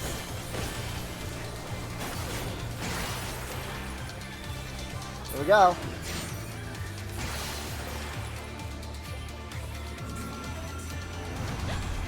Such power, I can't.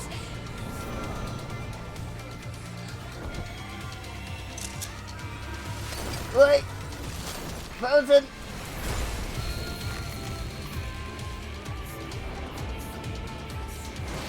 The light! It's too much for her to bear! Hey! Ugh, she won't last much longer! My voice actually wasn't too far off. Enough of this! Power of darkness, answer my call! I've actually never heard the English voice.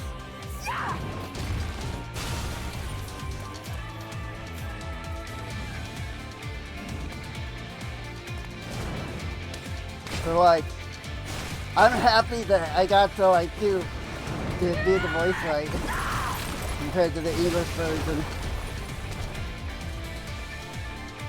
Damn this light! Damn it all!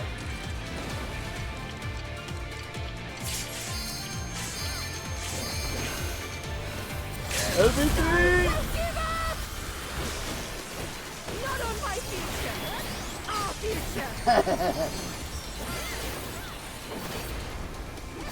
Hell yeah. There you go, bud. Seriously. I shipped them so hard. Their girlfriend. 100%.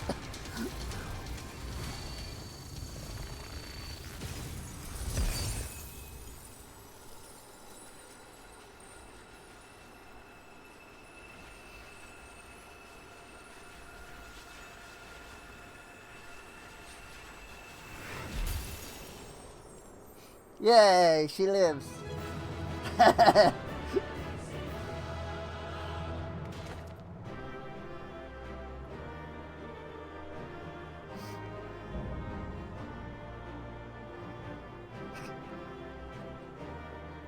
Legitimately the best freaking cutscene in the entire Raid series.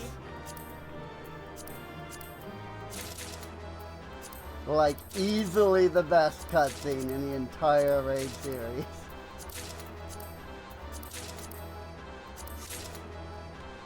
Oh, okay. Either everybody rolled greed or everybody passed. One of the two. Also, I've switched it back to Japanese now.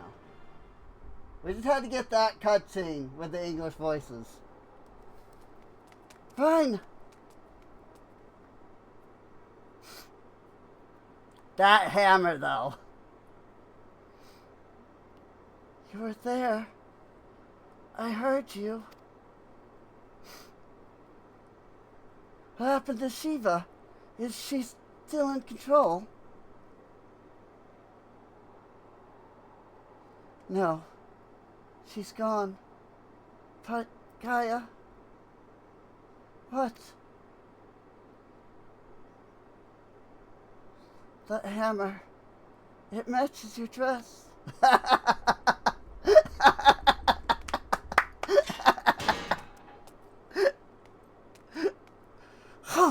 I see you're back to your normal idiotic self.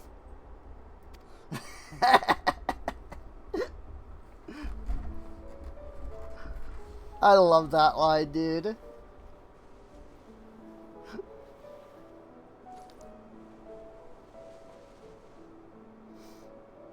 Look, isn't it pretty?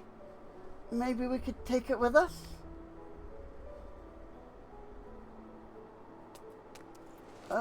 Ice tends to melt, you know. Not the sort. Well, if you say so. Anyway, it might even make a nice necklace.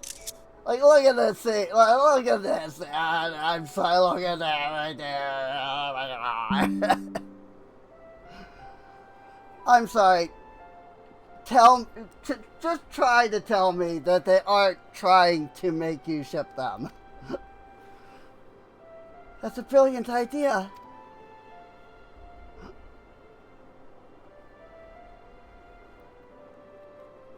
Wilt thou not rush to her aid?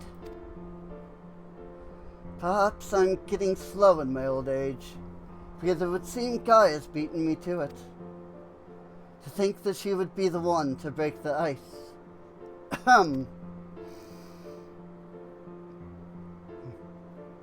They may have gotten off to a rocky start, but I think they'll make quite the pair.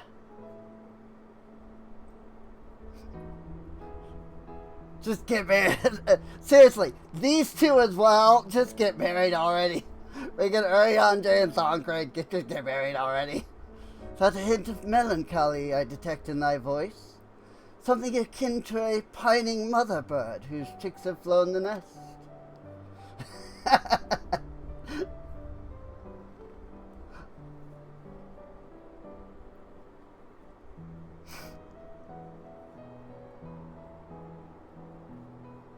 Father bird, if you don't mind. But you're not entirely wrong.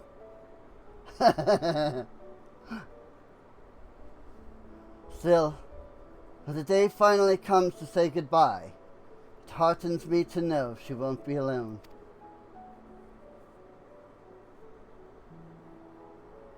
After that, we can go to the second serving for coffee biscuits.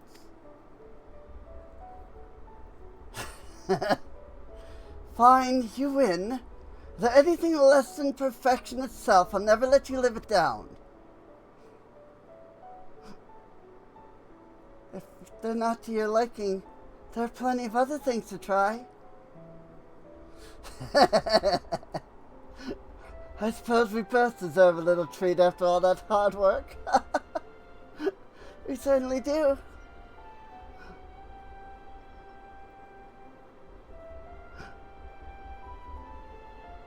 There we were, laughing as if we had not a care in the world. Fleeting though it was, in that moment, I was content. But my life was never meant to be so simple.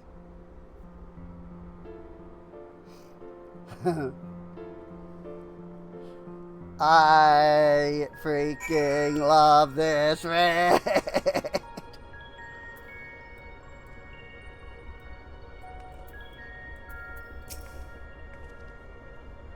I'm so sorry, everyone. I clearly have a long way to go before I can handle that kind of power. But we achieved what we set out to do, so I had faith we would. So, without further ado, let's return to camp and admire our work. Wait. I want to talk to them. I let myself get a little carried away there. But I was definitely the one controlling my powers, not the other way around. Even so, I hope I never have to use them again. Ice, being most naturally aligned to light among all elements, did interact with Ryan's innate gifts in ways unforeseen. Were we not graced with the timely appearance of the Oracle of Darkness, I fear that this tale would have ended somewhat prematurely. I've had my share of close shaves, but that was terrifying, to put it mildly. I can only hope the end justifies the means. Okay. Now we can skip our dialogue because we've already read it.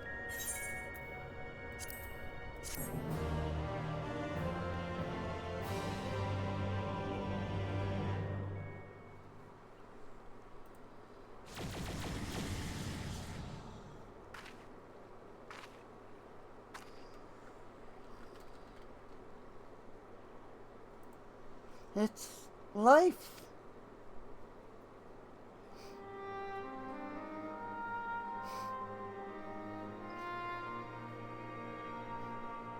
Not quite there yet,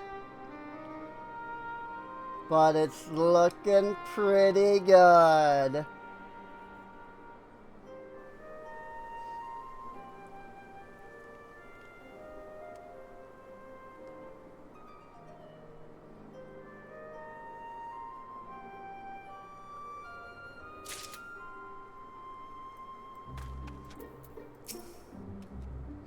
It feels like I'm witnessing the miracle performed by Minfilia 100 years ago.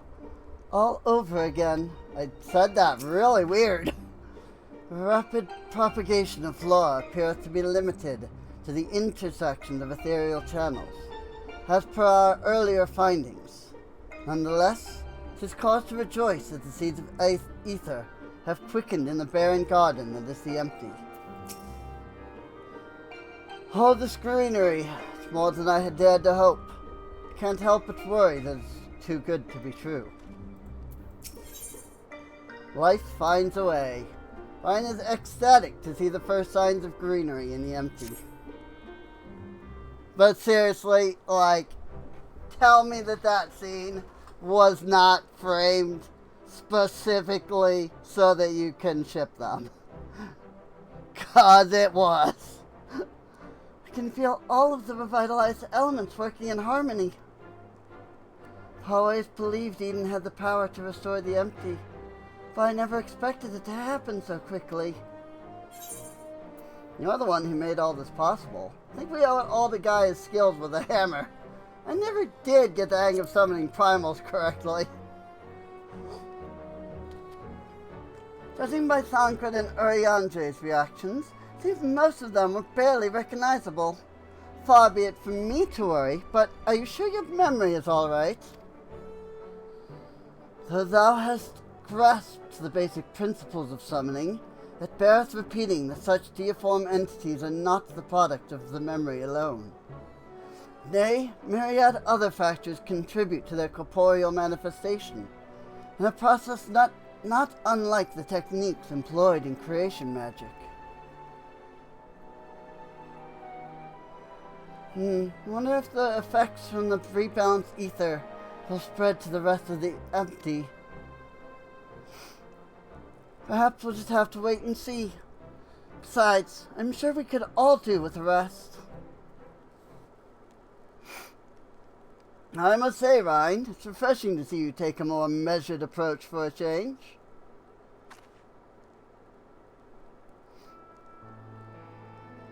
Well, if my experience has taught me anything, it's that I shouldn't rush into things unprepared, and I've also learned that there are some problems that can't be solved alone. Is that so? Since you freed me from Yulmore, I've met all sorts of kind people who have gone out of their way to help me. I thought that I should do everything in my power to repay their kindness and make the world a better place. But now, more than ever, I realize that there's a limit to what I can achieve by myself. Even though I was able to summon Shiva, I couldn't control such vast amounts of ether. If Gaia hadn't been there for me, I might never have returned to normal. I could say the same about you. I was trapped in a nightmare, but you freed me. It seems we're more alike than I thought. We might not be able to do everything by ourselves, but if we look out for each other, then we can face our problems together.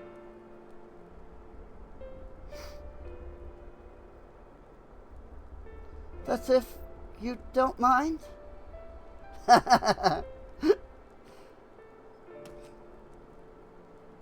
No, it's fine, really. If things don't work out, we can always go our separate ways.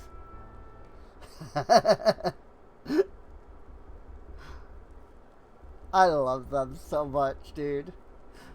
They're so perfect for each other.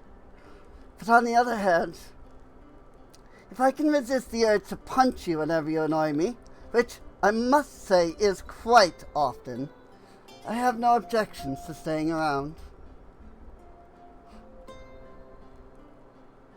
You mean it? Oh, thank you, Gaia.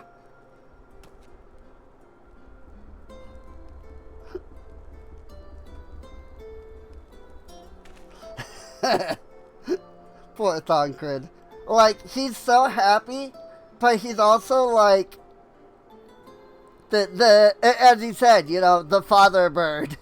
Like, he's realized that Ryan is ready to move on from him. And like, yeah, he's been preparing himself for this day the whole time, but like, now it's hit him, you know? So, may I suggest we continue the conversation in Amarong?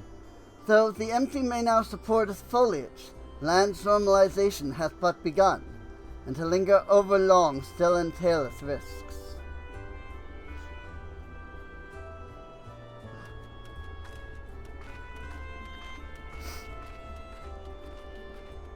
Is aught the matter, Thancred? Nothing you need worry about. Let's go.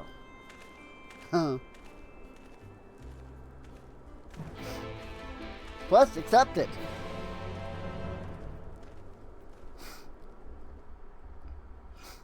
Amarong. That's how I'm saying it anyway. I don't know how else to say it. Before we do anything else, we should report to Yelfort. He'll want to know how we've been getting on in the empty. Speaking of Maud Sock, there was a snack of some sort that caught my eye last time. Can't quite describe it, but it looked squidgy. Despite a strong suspicion that I may live to regret it, I'd like to try one. Oh, I think I know the one you mean. They might not be much to look at, but I bet they taste amazing. Perhaps we could also try a pot of those jellied wrigglers, or whatever they're called. I'll even let you take the first bite. Ew, no thank you. First coffee biscuits, now worms and jelly. Heavens forbid the two of you might actually eat some proper food. Rin, may I ask a favor of thee? While Sankrit and I return unto the Crystarium to inform our comrades of our recent exploits, I would have thee accompany Rhine and Gaia to Mordsock. And if this was Endwalker, they would actually join my party. But that technology did not exist yet. That wasn't until Endwalker that they added that ability. So.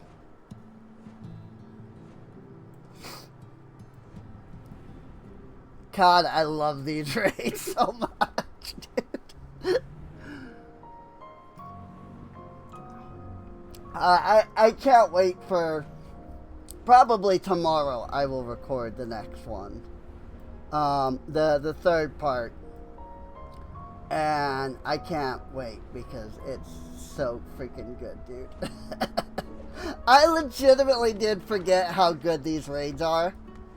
Like, I'm so happy that I did this. This was the best choice. Also, I got, like, exactly enough of everything. Two there.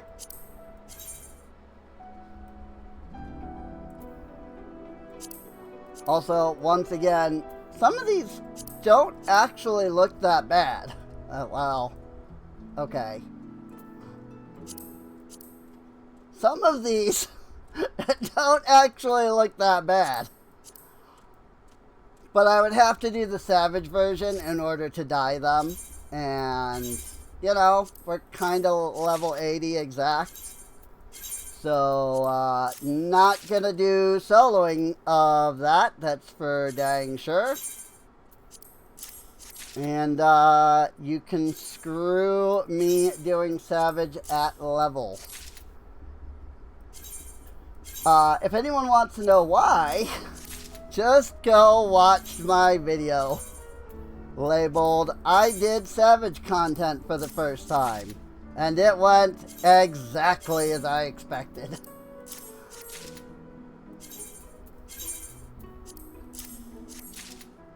And you'll see why I won't do Savage. So. Because, yeah, I'm good on unfair mechanics that are complete and utter bullcrap.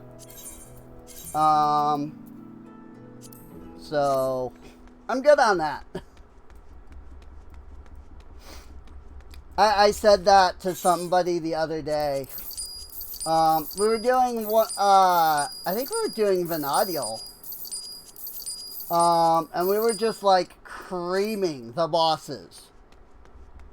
And I was like, freaking, it's current expansion content. Like, we should not be this strong.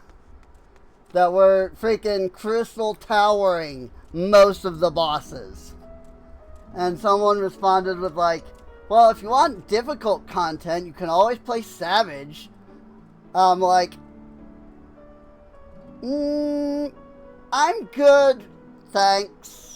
I don't do unfair mechanics. And they were like, unfair mechanics? What?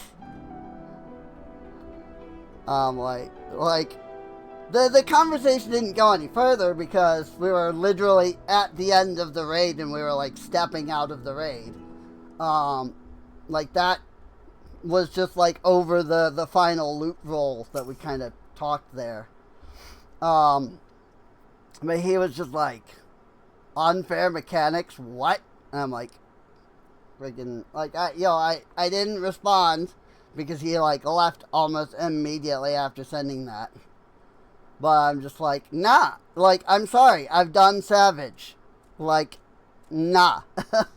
I have tried Savage. I only need to do it once to know that it is impossible for me. And, like, fine. If you can do it, great. Great on you. I am physically incapable of doing it. So as far as I am concerned, anything that I am physically incapable of doing in, like, mechanic-wise, is unfair. You know? So, to me, I'll say it like 20 more times if people need me to. It's unfair to me, in my opinion. Anyway, I'm prepared to give this mod fair a try, though I should probably shut my eyes when I do, and my nose, come to think of it. Well, I mean, that does help. Half of your sense of taste is actually your sense of smell. I'm looking forward to showing Gaia around the Crystarium, but we'd better finish our work here first. I trust all is well, Miss Gaia. It will be once we get out of this desert town. If I have to spend another night in that dingy little room, I shall scream. I'm terribly sorry to hear the accommodation was less than satisfactory. I'll investigate the availability of more comfortable lodgings post-haste. Yes, I think we'll be staying in Mordsock, at least for the time being. It might take a while for me to write the report, as our expedition was rather eventful.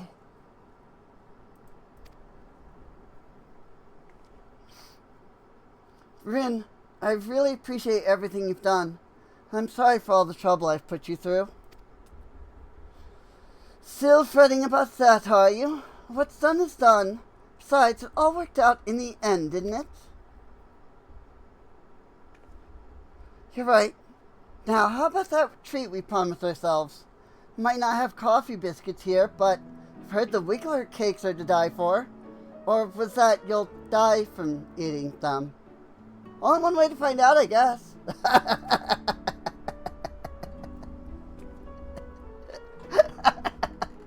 I love them. I'm sure trying the local delicacies will keep us occupied between writing reports and thinking about the next plan of action. Hopefully we'll have another chance to visit the empty to see how things are coming along. And don't even think about leaving me behind.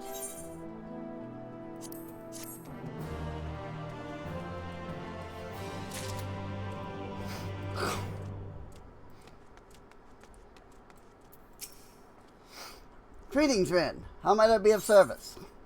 Sorry about Ryan's second report. I don't know why I feel like I need to freaking record this part, but Ryan informed me that balance has now been restored to all 6 elements in the empty.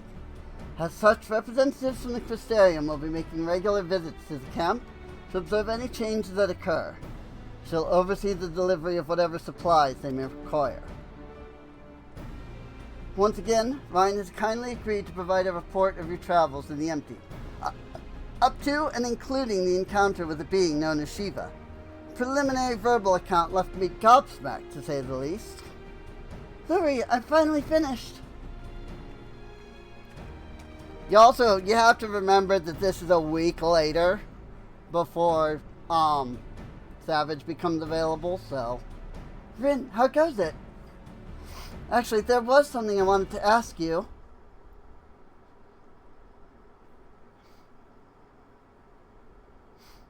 Don't worry, it's nothing dangerous.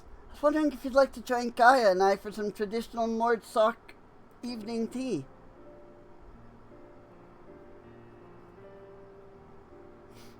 Sure. And in the meantime, I can read through your report. Here it is. Now that's taken care of, let's head over to the tea stall. Before that, there's one more thing. This concerns you, Rin.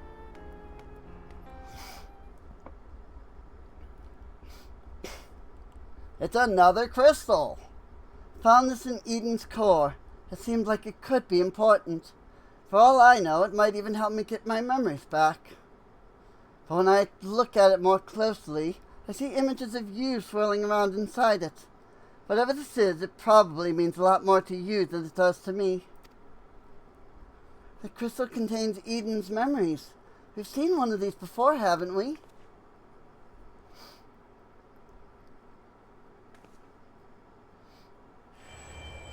Indeed. And this will unlock Savage in my mind.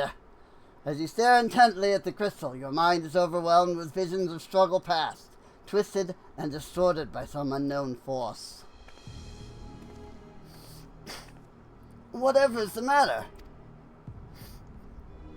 No worries. I just fought all 4 Savage fights in a row, all at once, basically. It's the same as last time. The only explanation I can think of is that Eden's own power altered its memory somehow. But was that before or after they were crystallized? What difference does it make? Regardless of how it was made and where it came from, I can't think of any possible use for this thing. If you want it, Rin, it's yours. Looks like I was the one wasting time on this occasion. Let's go and try this tea I've heard so much about. Gaia, wait a moment. Rin, you're still looking a bit green around the gills, so perhaps you can join us next time instead. Anyway, I best catch up with Gaia. Well, this crystal may not serve as an accurate record of your battles. It provides a glimpse of what might have been. It could even help in mentally preparing yourself for foes you have yet to face. And it contains images of you and your exploits. Seems only right that you should be the one to safeguard it.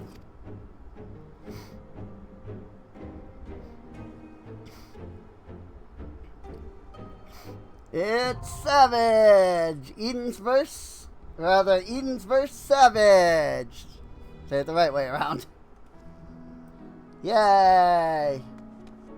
Alright, well, next time when we come back, it will be on to Eden's Promise for the last 4 raids.